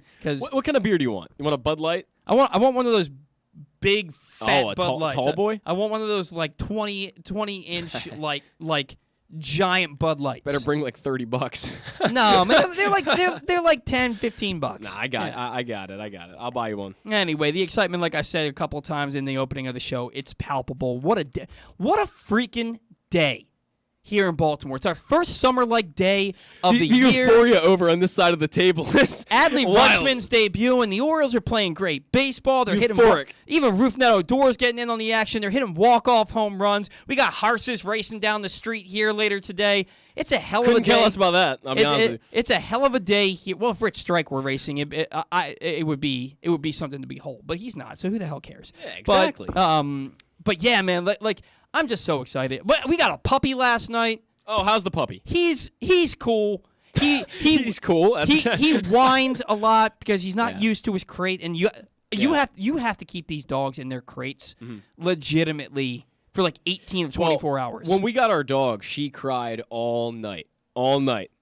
Literally the entire night. She cried all night. It was. So when we got her, she came and she ran around the house for like 3 hours, and she didn't stop. She just ran around the house. Then when it came time to go to bed, we turned the lights out, we put her in the crate, and she just cried all night. And it was in my room, so it was a brutal night. But she got used to it. Now she doesn't make a noise at all. Yeah, so he's just a little guy. He is 8 weeks old as of yesterday. He is Yeah. just a little dude. I'm really proud of him already because he came in the house and he couldn't climb a step. And by the end of the night, he climbed the entire flight of stairs. There you go. And then this morning, after I took him out for his walk, he came in the house and he ran up the stairs. As much as a little puppy can run up the stairs, he ran up the stairs, and it was awesome. Little Bruce Wayne Valley. Should have named him Springsteen. Get the out of here. I almost cursed. That's how much I hate that. I love it. His name is Bruce Wayne. We just call him Bruce or Brucey or B-Dub. Bruce. Bruce. It's a fitting name. He's a cool little pup. He is rambunctious. He already loves all of his chew toys and he tries to chew on everything else. The cats didn't know he was there last night, and Frankie, who's scared of everything, she didn't know he was there. She came around the corner, saw him, and froze. Like you saw her freeze. And she noticed that he was sleeping under a chair. And I have video of this. I've never seen her move so slowly. She walked as slowly as possible out of the room and up the stairs as to not wake him so he wouldn't mess with her. These cats are so befuddled by this dog right now. They're going to become his best friend at some point. But this is a baseball show, not the Bruce Wayne Valley pup show. You better let him go outside because he's born to run. I'll kill you. All right, we got to get a break. Today's show is brought to you by the latest edition of Press Box, which is available now. On the cover, Luke Jackson profiles now Orioles catcher Adley Rutschman, diving into where his passion for catching in baseball came from and how he uses that passion to elevate those around him in the Orioles organization. Also inside, Bo Smolka takes a look at how the Ravens' 2021 draft picks can make progress this season, and Glenn Clark offers a very unique tribute to former rival Mike Krzyzewski that all Maryland fans can appreciate. Pressbox is available for free at over 500 area locations, including 60 Royal Farm stores, and you can always find the entire edition as well as the best daily coverage of the Orioles, Ravens, and Terps at PressBoxOnline.com. When we gotta catch a break. When we come back in, the payoff pitch around the league and Orioles banter on the bat around.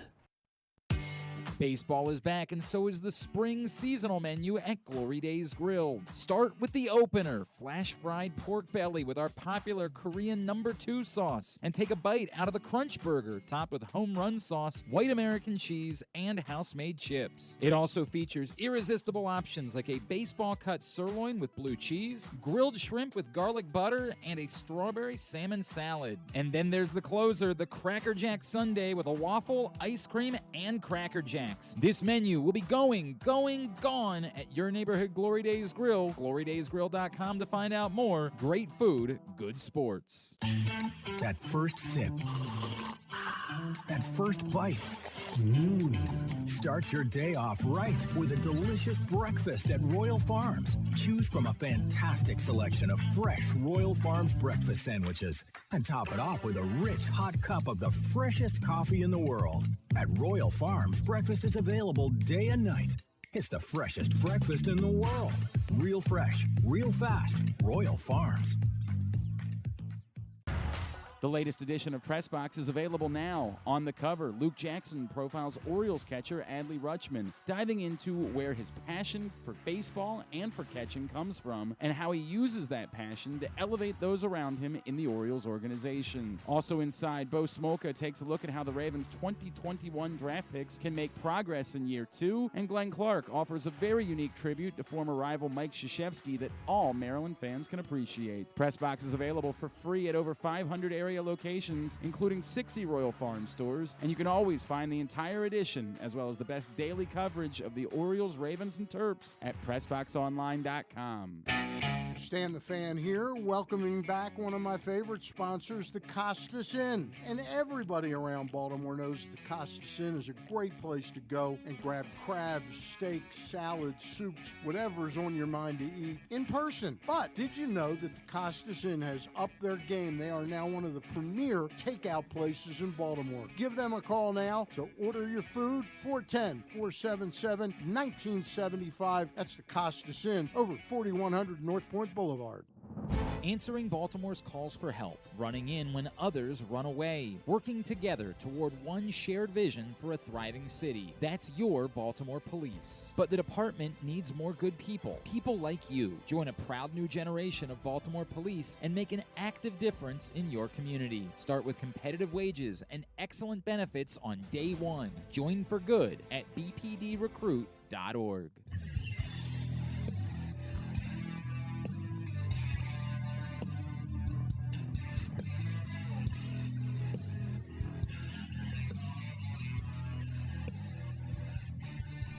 All right, welcome back into the Bat Around on one of the biggest shows that we've ever had here. We've already had Stan the Fan Charles and Gunnar Henderson, one of the Orioles' top prospects, number 3 overall prospect, joining the show. And coming up in just a few minutes, Mike Bordick, Orioles Hall of Famer and former shortstop and current analyst, will join the program. But first and foremost, we've got to get to it, the payoff pitch around the league.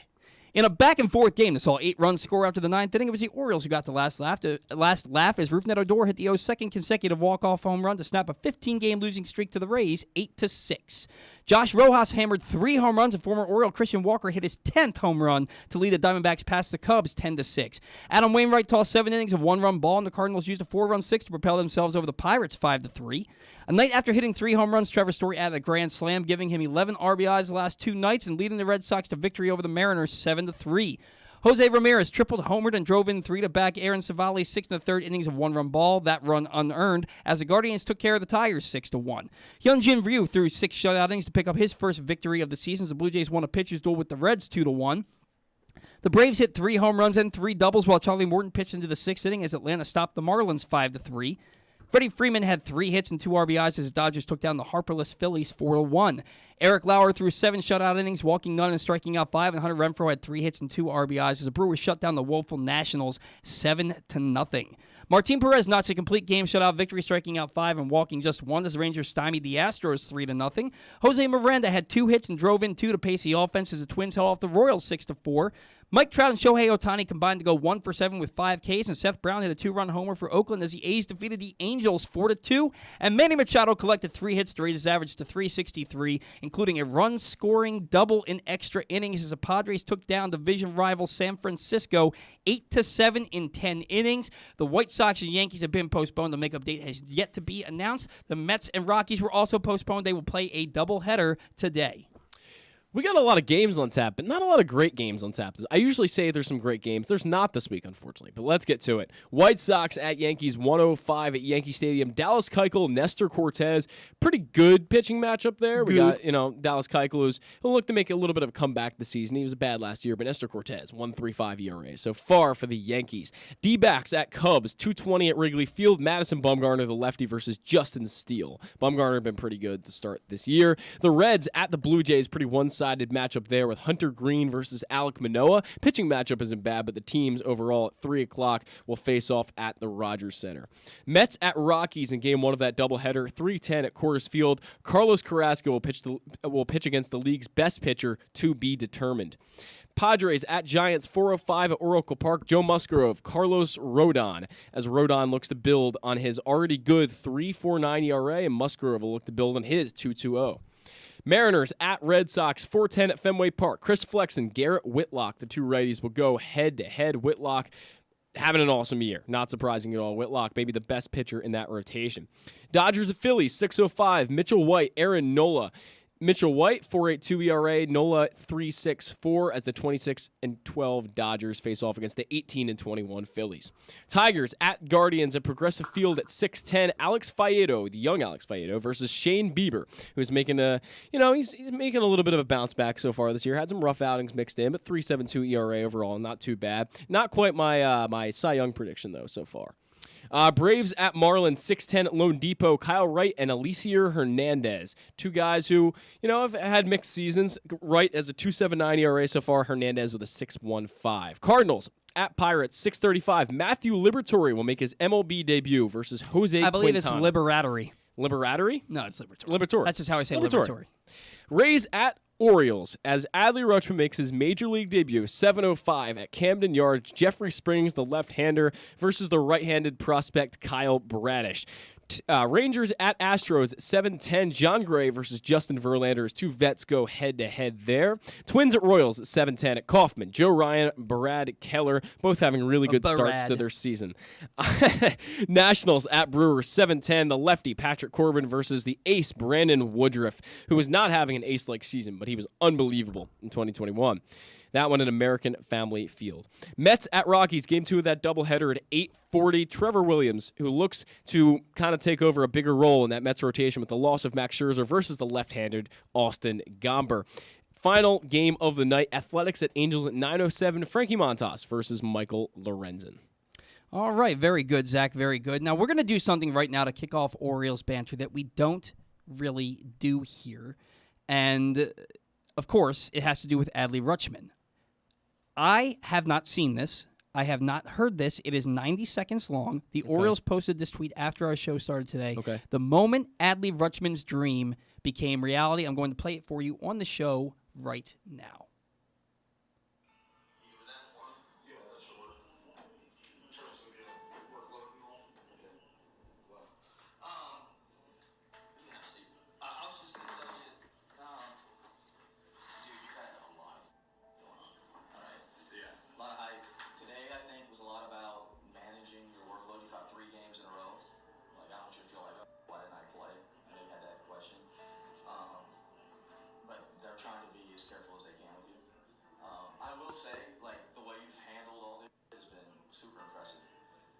I'm not shocked because the first day I saw you in 2020, like it was something different. But the way you've handled it and carried yourself, I just want to make sure that you know that you don't have to do more than you're doing, right? Like what you're doing is plenty. Like don't go out there and do anything more than you have to. We're not looking for a hero. Be Adley Rutschman. Because the regular Adley Rutschman is plenty, right? You get what I'm saying? Mm-hmm. Especially when you're going to Camden Yards and you're going to play in the big leagues for the first time. Right? DJ Stewart, man.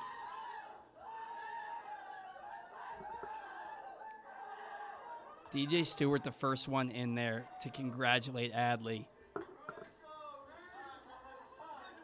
And there's DL.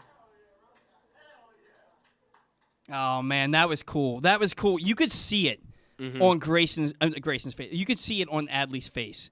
That he's sitting there and he's like, "Are you kidding me?" like they're still worried about workload. Let's get this thing going. Yeah. I love the way the manager. It was Buck Britton. Who broke the news to Adley that he's coming to the majors, and he did it so perfectly. Yeah. He did it so perfectly, making him think. Like, look, man, your time's coming. It's just not yet. Yeah. It's just not today. And then he says, you're going to the big leagues. You're going to Camden Yards. Can you imagine the euphoria that came over Adley in that moment? I think you're feeling the euphoria over that. I Dude, think I'm you're watching feeling the experience. It's so cool. I don't know if you did. I have a big S-eating grin on my face as I was watching that video. I think you've had one on your face the whole show. Dude, but not. I'm not blaming you for it. I'm in the same way right now. It's a good time. It's so cool, man. And yeah, you can make the argument that he should have been here on Monday. That he should have been here 2 weeks ago. That he would have been here on opening day if he hadn't hurt himself in spring training. Yeah. But the fact of the matter is, the top prospect maybe ever for the Baltimore Orioles is here. and Buck Britton breaking him the news, his teammates coming in, and it wasn't just DJ Stewart. There were like 8 teammates that came in and jumped around with him. It's awesome, man. I'll never experience when my wife said yes when I asked her to marry me. Maybe more than likely when I have kids, I'll experience something like that. This is his dream. Why are you just assuming the Orioles aren't going to call you up? I don't know, man. My pitching. I got hit around last week. The ball was wet, man. Draft stock has fallen. Yeah, man. I don't think they need me anymore. Nobody's looking at you anymore. Can you imagine what a guy like Adley Rutschman can do for me on the mound? Can you imagine? No comment. Because my bat ain't getting me there. My bat ain't getting me there. Maybe this old right wing of mine has a few major league innings in it. There's few chance. ephus pitches. I can strike you out, Zach. I'm sure of that. We gotta go. We gotta make this happen. I don't know. We got some time. They were going to the game. You live up near me. We do. We can go to a field and I can throw you some pitches, man. I'm playing some golf, but I do have... today? Yeah, but I'm going to get back decently early. So we could always meet at a field, if that works for you. You're not getting back. Where are you playing and what time? Well, I'm only playing 9 and down in Montgomery County. But it's only about an hour away. Not too bad. From here? No, from my house, roughly. Gotcha. I don't know, man. We'll figure it out. We'll figure out how we're getting to the game at another... I'd love to face you. Yeah, I'll strike your ass out. Probably will. I'll strike your ass out. But you also haven't played in, what? Yeah, it's been 5 years? About 4 years, roughly. Yeah, so I'm not, whatever, man. It's not even a challenge. High school baseball, it's been a while. I'm playing in the Roy Hobbs World Series. I'm playing every Sunday. I'm pitching 5 innings every time out there because they don't let you go more than 5. Yeah. I'm ready. I'm ready for you, bro. You got to bring me a bat. I don't even have one at the moment. I got like 18 bats. You can use one. Bring a bat. Bring me like a drop 7, something that'll hit the ball pretty far. What?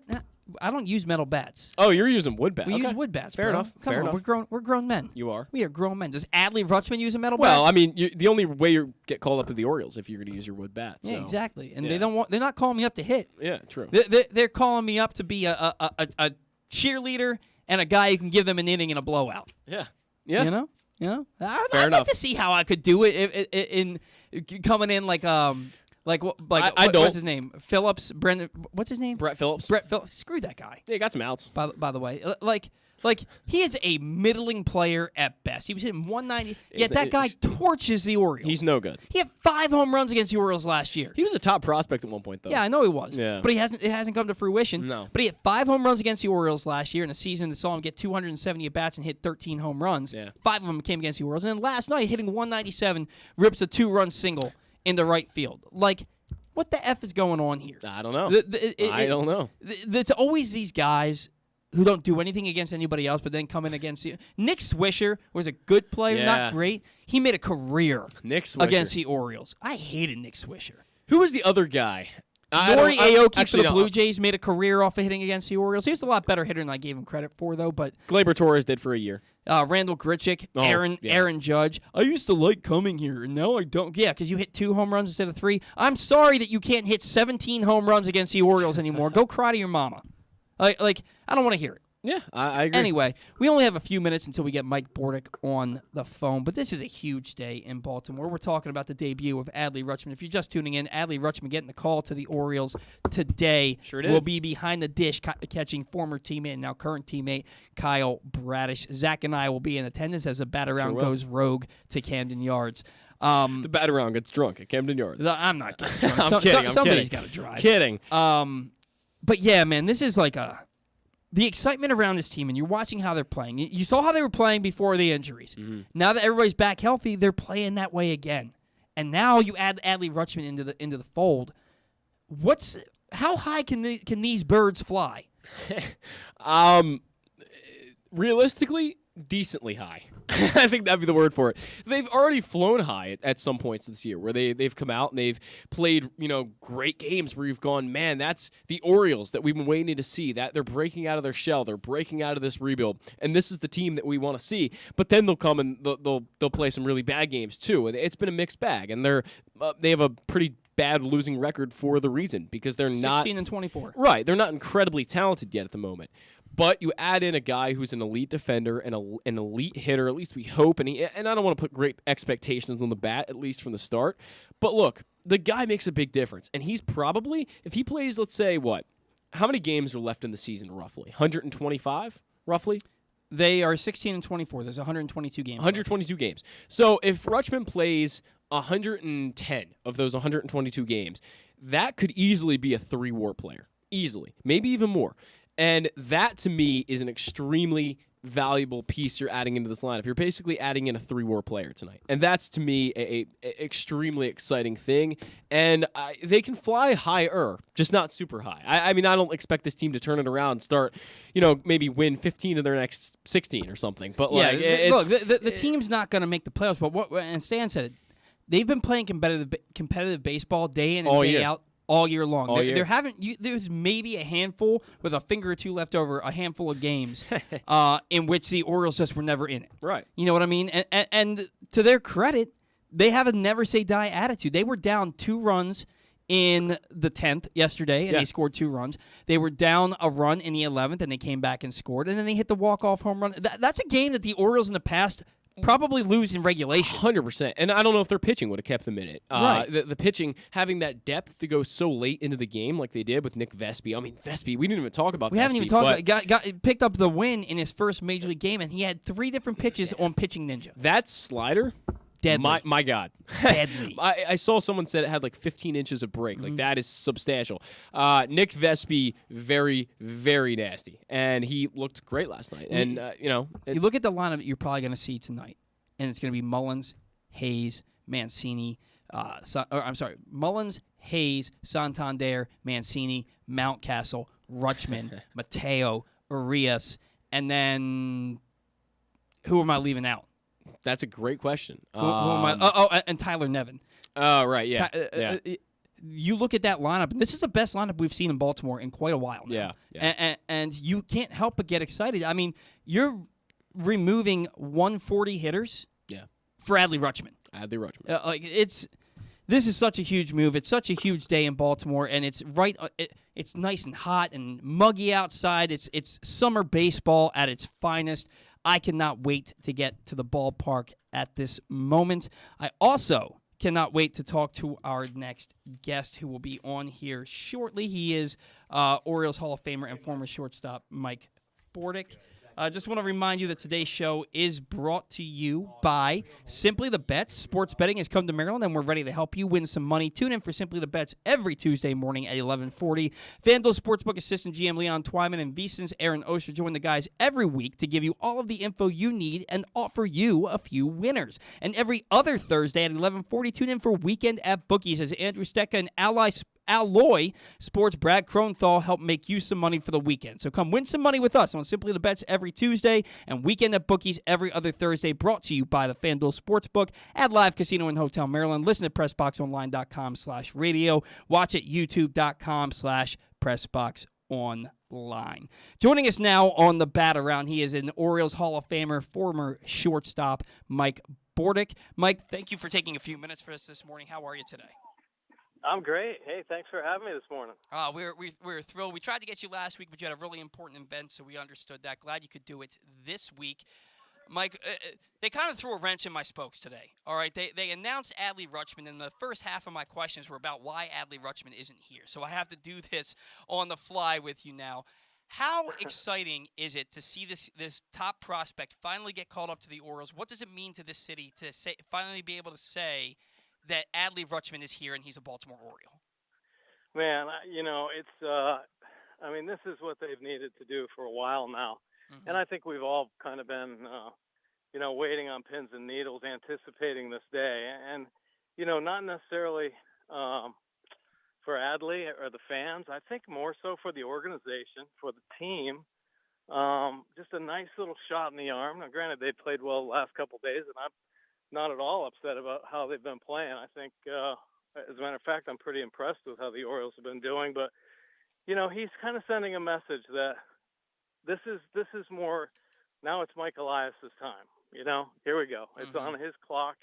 Now we're going to start seeing some of the prospects that he's been able to sign over the last few years start to make their move into the major leagues. And Rutschman's going to be a foundational piece. And I think, with some of the pieces they have right now with Austin Hayes and Cedric Mullins Mateo, I'll put in that category as well. I think Rutschman's going to fit in really well. And I'm not going to say he's going to knock the cover off the ball out of the gate, but you never know. I mean, he is an incredible talent, and Oriole fans should really be excited about this time.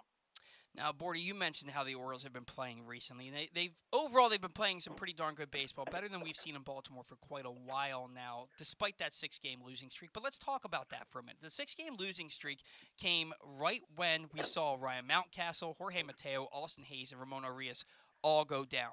As soon as those guys get back in the line, with the exception of Mountcastle, the Orioles start playing better baseball. They lose 2 one-run games back-to-back against the Yankees, and then they have back-to-back walk-off home run wins against the Yankees and then the Rays. Now you're getting Mountcastle back. Now you're getting Rutschman in the middle of that lineup, replacing guys who are hitting 130, 140 in your order. This team is different, and I don't think that they're going to go out and suddenly win 90 games and make the playoffs this year. But what kind of ceiling could they have, especially when you look at what they still have waiting in the wings, like a guy like Grayson Rodriguez? Yeah, they're definitely much more competitive. I think the talent is just, oozing out of this team, really. I mean, Austin Hayes, it's great to see him, staying healthy, although he just had a little setback with the stitches, but you hope he can play 140 to 150 games a season. I think he's on the verge of, I'm not going to say he's going to do what Cedric Mullins did, but at least establish himself. Last year he had a very solid year, and this year you can tell his confidence has skyrocketed. So he's kind of settling in, and I think with guys like Ryan Mountcastle, he's just going to get better and better as each day goes by. His experience in the big leagues, I've been really pleasantly surprised how well Mountcastle's been doing defensively at first base. Really standout, and he's a big kid, so he gives his infield a nice target. Yeah, I don't know if they're going to be able to compete right now in the American League East, but I'll tell you what, they're kind of fun to watch. They're still going to have their bumps. I think a lot of times, especially with pitching, new pitchers, sometimes they can kind of surprise attack teams a little bit. And, maybe the Orioles are in that kind of mode right now. But when you get guys that are riding waves of confidence like they are, you just let them run with it because you never know where it could go. I mean, there is a nice group of arms right now that have had and enjoyed some early season success.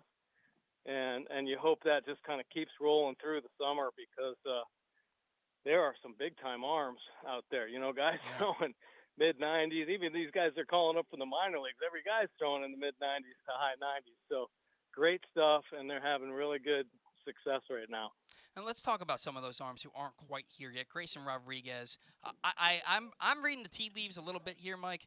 I noticed that he got put on the same pitching schedule as Spencer Watkins. And we don't want to talk about a guy losing their job or anything like that, but all that Grayson Rodriguez did this past Tuesday was go out there, throw 87 pitches, which was a season high, and strike out 11 over 5 1/3 shutout innings.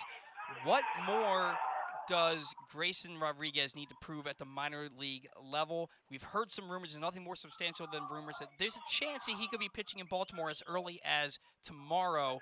How much more does he need to prove down there? Well, I don't know that he needs to prove much more. I think, so many times we get caught up in the seasoning aspect of things. I think, along with the analytics side of the game of baseball, a lot of things have really changed, and organizations have just said, hey, listen, there's a youth movement going on. They're willing to call guys up at 19, 20 years old and, learn at the major league level. And I think the more experience they get, especially on a team that, isn't projected to, compete in the American League East, why not expose them to the major leagues?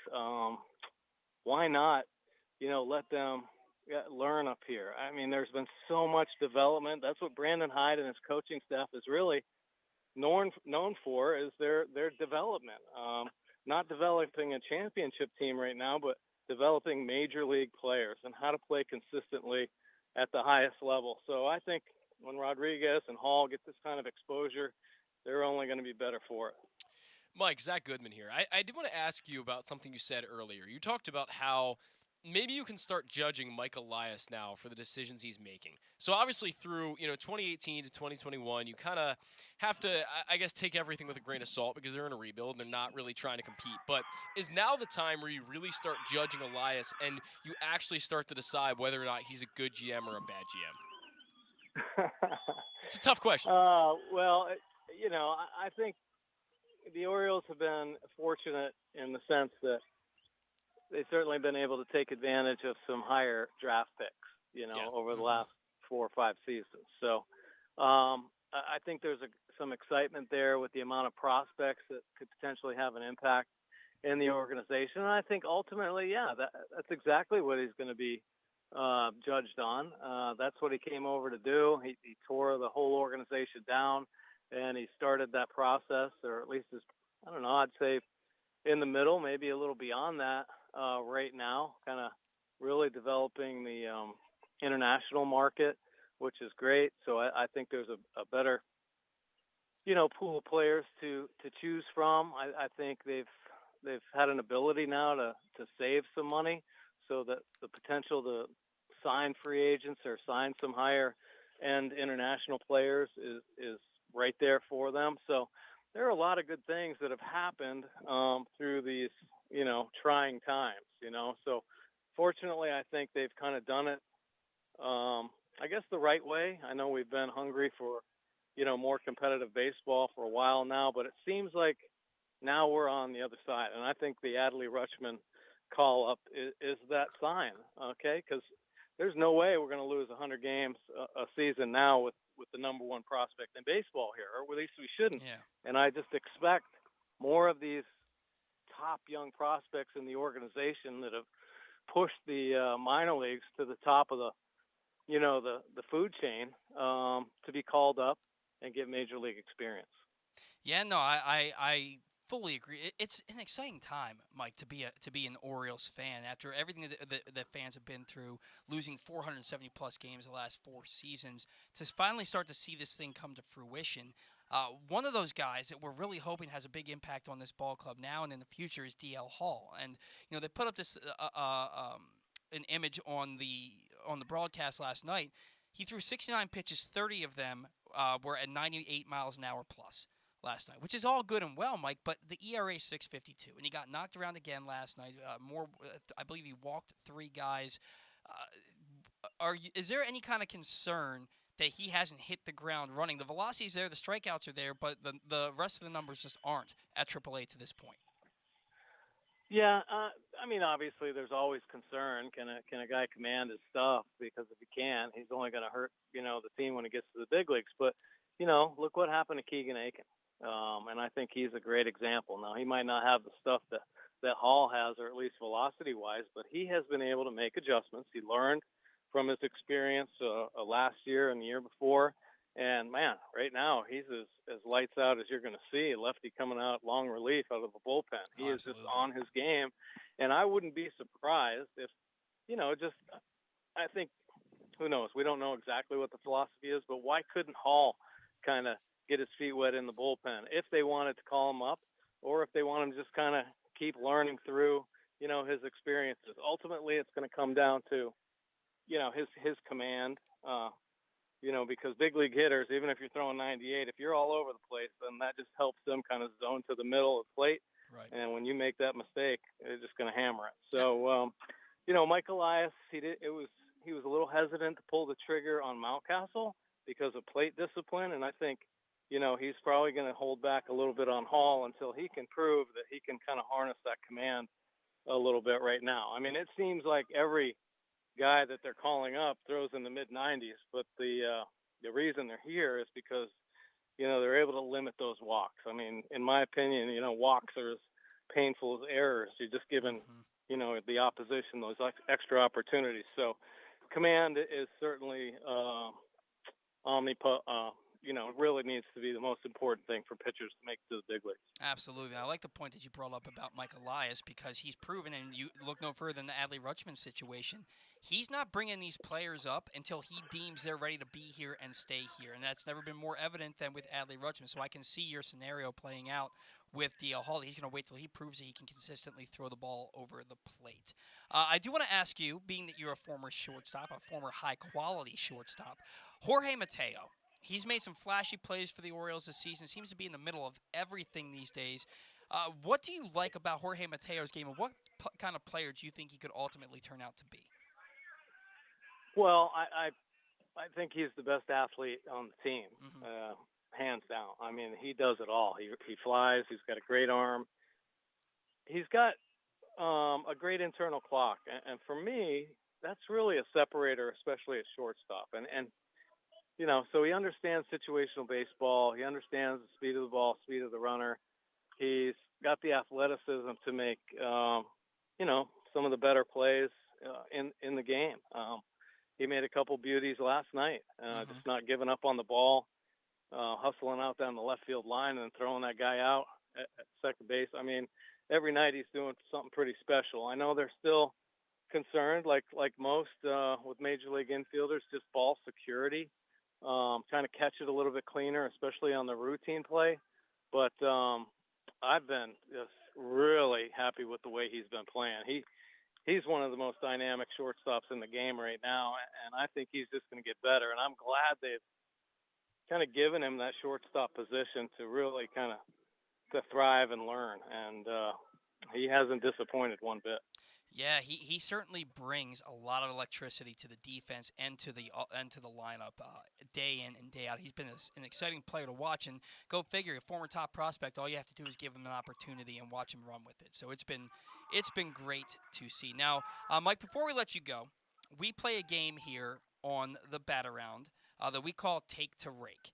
And what we do here is Zach, myself, and the guests that we have on that particular Saturday pick one player that we think is going to have the best offensive week for the Orioles. Now, there's a few rules to this game. You can't pick the same player that was picked last time. So our last guest that we had was Ben McDonald, and he picked Austin Hayes, did he not? I believe so. Yeah, he picked Austin Hayes. So Mike, if you do play with us, you're not allowed to take Austin Hayes. You also if you won the week before, you pick first the next week. With that in mind, I won this past week. I took Trey Mancini. Zach took Cedric Mullins. Mancini went 9 for 26 with a home run, 3 RBIs, 4 walks, and 5 Ks. Cedric Mullins went 5 for 26, 2 walks, 6 Ks, 1 RBI. Now, Mike, normally that would mean that I would pick first. But since you're the guest and you've never been on this show before, one, do you want to play this game with us? Yeah, I would love to play the game. Okay, cool. 2, you get to pick first since you're a first-time guest on the Bat-Around. So go ahead. Who are you taking for Take to Rake for this coming week? Okay, well, I am going to, I'm going to go out on a limb here and say Ryan Mountcastle. Okay. Ryan Mountcastle's a fair pick. He's been a winner for a lot of us over the last year or two. That's a solid pick, and he's being activated supposedly before the game today. So that's a solid pick. And Take to Rake starts tonight, Mike. So I like the pick. I'm going to go second. And as much as I want to take the guy, it's his first time in the big leagues. Yeah. I can't quite do it yet. So I can't take Adley Rutschman. Maybe next week when I inevitably win again this week. Oh, okay. All right. Scoreboard. This week I'm gonna take. Well, we're tied 3-3 and 1. Exactly. I'm gonna take Austin Hayes. I think Austin Hayes, the hand's getting healthy. I think he's gonna start tearing the cover off the ball again. So Zach, go ahead. Who you got this week? I wanted Austin Hayes. That was gonna be my guy. It comes down to Trey Mancini and Adley Rutschman for me. I'm gonna go Trey. Nobody's taking. You know what? Fine. I'll go Adley Rutschman. Take who you want. I'll take Adley Rutschman. You're going to take Adley? Yeah, it gives me more incentive to even root for him this week. So all right. I'll take Adley Rutschman. Bordy taking Ryan Mountcastle. I'm taking Austin Hayes. And Zach Goodman taking Adley Rutschman with his Major League debut tonight. It's Mike, a terrible idea. Thank you so much for taking the time to join us today. We certainly appreciate it. Hopefully we'll talk to you down the line. Are you going to be at the game tonight? Are you doing anything for 105.7 tonight for the game? Monday. Yeah, this week I'm going to be on. Okay. For 105.7, yeah. We look forward to listening to that. Until then, Mike, thank you so much for tuning in, for coming on with us, and we'll talk to you soon, okay? All right. Thanks for having me, guys. All right. Take it easy. That was Orioles Hall of Famer and former shortstop, former defensive wizard Mike Bordick joining us. And seemed like he had a workout that was going on. Maybe it was sounded like it. at a kid's sporting event or something like that. But gracious enough to join us on the program today. Hell of a guy. Yeah. Hell of a guy. I'll tell you, I worked with Mike Bordick's son briefly when he was interning at Masson back in 2014. And it runs in the family. Just a good bloodline there. They're all just, from what I've seen, great people. And Bordy, again, gracious enough to come on the program. So we certainly appreciate that as always. Take to Rake today was brought to you by the Baltimore Police. Join a proud new generation of Baltimore Police and make an active difference in your community. Start with competitive wages and excellent benefits on day one. Join for good at bpdrecruit.org. When we come back in, we'll close things out with our final thoughts here on The Batter Round. Sports fans, the wait is over. The all-new FanDuel Sportsbook is now open at Live Casino and Hotel in Hanover, Maryland. This is your chance to win big right in your own backyard. Bet on every sport with self-service kiosks and watch all of the action from the best seat in the house. Make every moment more at the all-new FanDuel Sportsbook at Live Casino and Hotel in Hanover. Please play responsibly. Gambling problem? Please call 1-800-GAMBLER or visit mdgamblinghelp.org. That first sip. That first bite. Start your day off right with a delicious breakfast at Royal Farms. Choose from a fantastic selection of fresh Royal Farms breakfast sandwiches and top it off with a rich hot cup of the freshest coffee in the world. At Royal Farms, breakfast is available day and night. It's the freshest breakfast in the world. Real fresh, real fast. Royal Farms. Answering Baltimore's calls for help, running in when others run away, working together toward one shared vision for a thriving city. That's your Baltimore Police. But the department needs more good people, people like you. Join a proud new generation of Baltimore Police and make an active difference in your community. Start with competitive wages and excellent benefits on day one. Join for good at bpdrecruit.org. The biggest pro wrestling stars today and all time all have one thing in common. You've heard them on Jobbing Out. Matt and Nick Jackson, the Young Bucks. Thanks for having us, man. Appreciate it. The great Kurt Angle. Thanks for having me on the show. I appreciate it. Matt Riddle. Yeah, man. Thanks, man. The champ, Drew McIntyre. Oh, thank you for having me. The great Ron Simmons. Damn.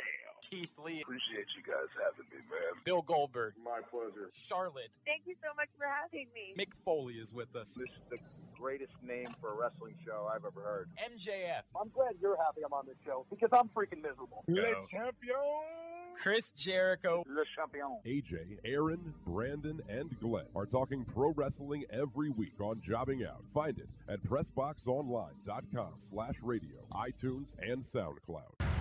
The latest edition of Pressbox is available now. On the cover, Luke Jackson profiles Orioles catcher Adley Rutschman, diving into where his passion for baseball and for catching comes from and how he uses that passion to elevate those around him in the Orioles organization. Also inside, Bo Smolka takes a look at how the Ravens' 2021 draft picks can make progress in year two, and Glenn Clark offers a very unique tribute to former rival Mike Krzyzewski that all Maryland fans can appreciate. Pressbox is available for free at over 500 area locations, including 60 Royal Farm stores, and you can always find the entire edition as well as the best daily coverage of the Orioles, Ravens, and Terps at PressBoxOnline.com.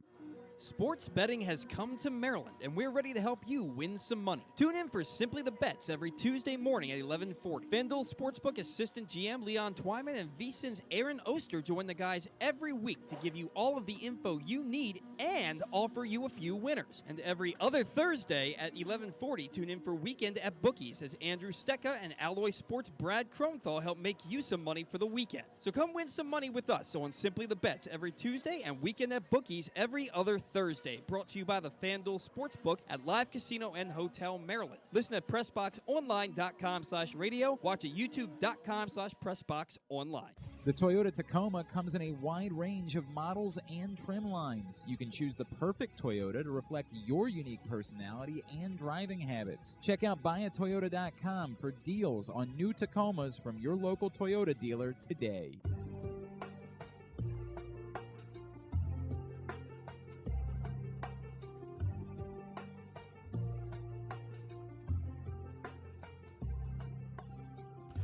Welcome back to the Bat-Around. Have to let that Bat-Around music play. No longer GCR music. But today's show is brought to you by PressBox's Glenn Clark Radio, because it's the definitive place to find the best daily discussion of Baltimore sports. Watch the show every weekday from 10 to noon at youtube.com/PressBoxOnline or facebook.com/PressBoxSports, or listen at PressBoxOnline.com/radio.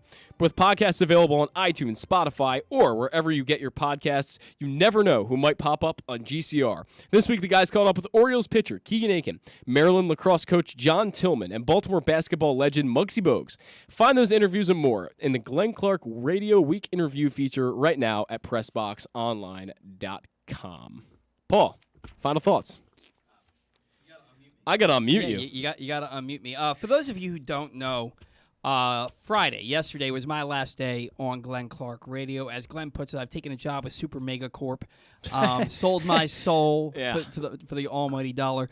No, look, the producing Glenn Clark Radio is it's a job for a younger person or who's trying to break in, or somebody whose schedule allows for it. My schedule for 7 months allowed for it. Now my schedule no longer does. I have an opportunity to do some really big things for my family now and in the future. So I'm excited to do that. So I will no longer be on Glenn Clark Radio, but don't you worry. We'll still be coming to you every Saturday with the Bat-Around right here at PressBox Sports in Baltimore. When do you start with your new company? We are not going to talk about that on the air. Okay. Yeah. I'm just curious. Yeah, this month. In the next this month. Okay. This month. But yeah, so with that in mind, I just want to say, for all of you that supported me, all of you that reached out to me and told me how good the show was with me on it, whether that was true or not, I certainly appreciate it. I certainly enjoy. Certainly enjoyed coming to you guys live Monday through Friday for seven months, and 7 months when you can factor into it that Kyle Ottenheimer was there for 7 years. Yeah. 7 months is really? not a long time, but it's still a substantial amount of time to be on the air every single day and coming to you all with some Baltimore sports content. It was a lot of fun. I did get choked up talking to Glenn about it at the end of the show yesterday because I'm a bit of a sap, and that's just kind of what I do. Cried when they got the dog on Friday. Big crying day. I didn't cry about the dog. But no, somebody was talking to me. Somebody came up to me who I've known since I was in preschool. We went to school together, preschool through 12th grade. Mm-hmm. I see him at the gym every day, and he came up to me and goes, "Paul, these hoes, man, they're flying, man." He's like, "I expect them to be the worst team in baseball, but they're not bad. They're fighting every day." I was like, "Yeah, Adley Rutschman's coming up." My lips started to quiver a little bit. I was like, "Adley Rutschman," you know what I mean? I just super excited about it, man. So love it. But yeah, no. So we're still gonna be here every Saturday to bringing you the Bat-Around for the foreseeable future until Zach also joins Super Mega Corp and decides to leave me. But yeah, so final thoughts. Today's final thoughts are brought to you by the FanDuel Sportsbook at Live Casino and Hotel in Maryland. You can bet on every sport with 61 self-service kiosks open 24/7 and watch all the action from the best seat in the house. There are some huge events happening before the end of the month, including the NBA and NHL playoffs, the PGA Championship final round tomorrow, and the Champions League final and the Gervonta Davis-Rolando Romero fight. You can reserve your spot in the FanDuel Sportsbook for all of these events right now by emailing events@sportsocialmd.com. That's events@sportsocialmd.com. Final thoughts here on the Bat-Around today. I wonder what my final thought is going to be. I don't know. That's up for you to decide. I wonder. It's about Adley Rutschman. Yeah, of course. It's about Adley, and it's about the Orioles as a whole, and it's about what I'm seeing blossom right before my eyes here on this team. And look, the pitching, like we said earlier today, is taking a little bit of a step back, but they still have solid arms in that bullpen and in that rotation. And the way they've been playing, we haven't seen this brand of baseball in quite a while here in Baltimore. Even the record doesn't show it yet. But what have I been saying for the last 2 years, Zach?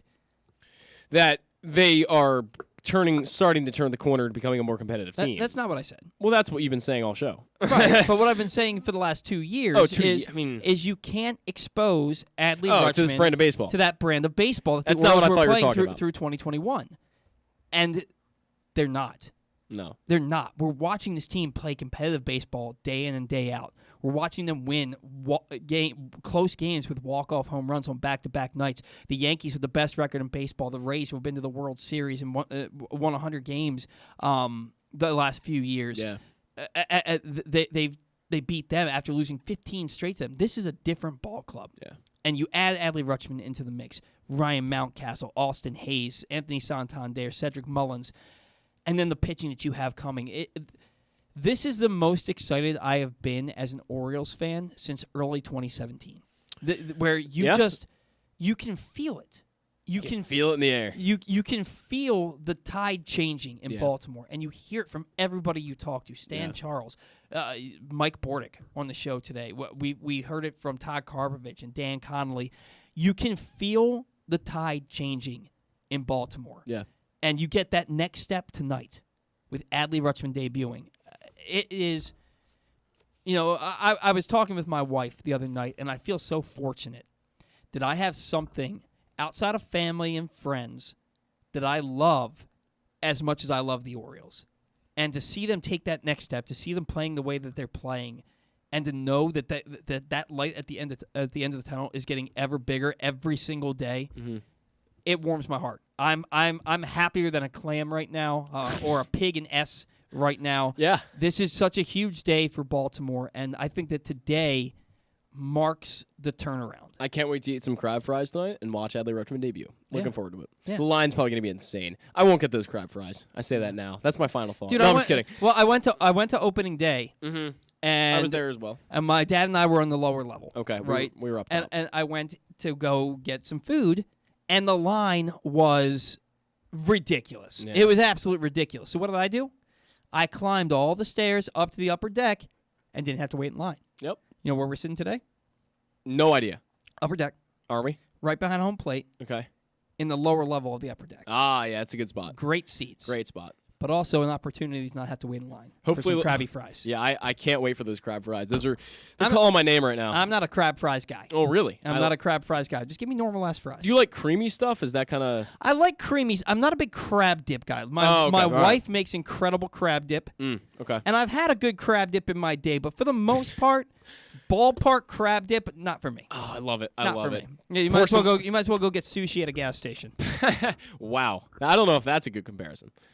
But anyway, your final thoughts, sir. My final thought, maybe a little more negative than yours was, but I want to talk about Chris Owings. I think the Orioles need to move on from Chris Owings. I think that we've gotten to a point where he's shown that 20 strikeouts and 43 at-bats is the brand of baseball we'll get from Chris Owings. And I think the Orioles can do much better. I don't know who it is. Maybe it's Richie Martin. Maybe it's Rylan Bannon. I don't know. But whoever it is, I almost assure you they can play better than Chris Owings has at the major league level. I don't think the Orioles are in a position anymore with the way the tide is turning and with the way this team is going that they can afford to have automatic outs in this lineup. And Chris Owings, he's hitting 140. He's not that far from an automatic out. And that's something that I think needs to change pretty quickly for the Orioles. And, you only play him once or twice a week. I get it, but it's still too much. Once or twice a week is too much. And Chris Owings may turn it around, and maybe I'll be wrong. I could be eating these words in a few weeks, but I think as of now, I haven't seen enough for Chris Owings to still be in this lineup and still be on this bench. No, I think you're exactly right. And like you said, it goes back to the tides are turning. Yeah. And it's just that you can't afford to have an automatic out anymore. You could in 2019. You could. Because you were trying guys, and you never know. Maybe a guy like Chris Owings in 2019 turns it around and becomes the Chris Owings that he was 5 years ago. But I don't think you can afford to try that anymore with a guy like him. I think you got better options, and you can more supplement this lineup with a guy like Richie Martin or a guy like Rylan Bannon. Even though they're not great baseball players either, they're better. Well, and here's the other thing. It's not even that they're better.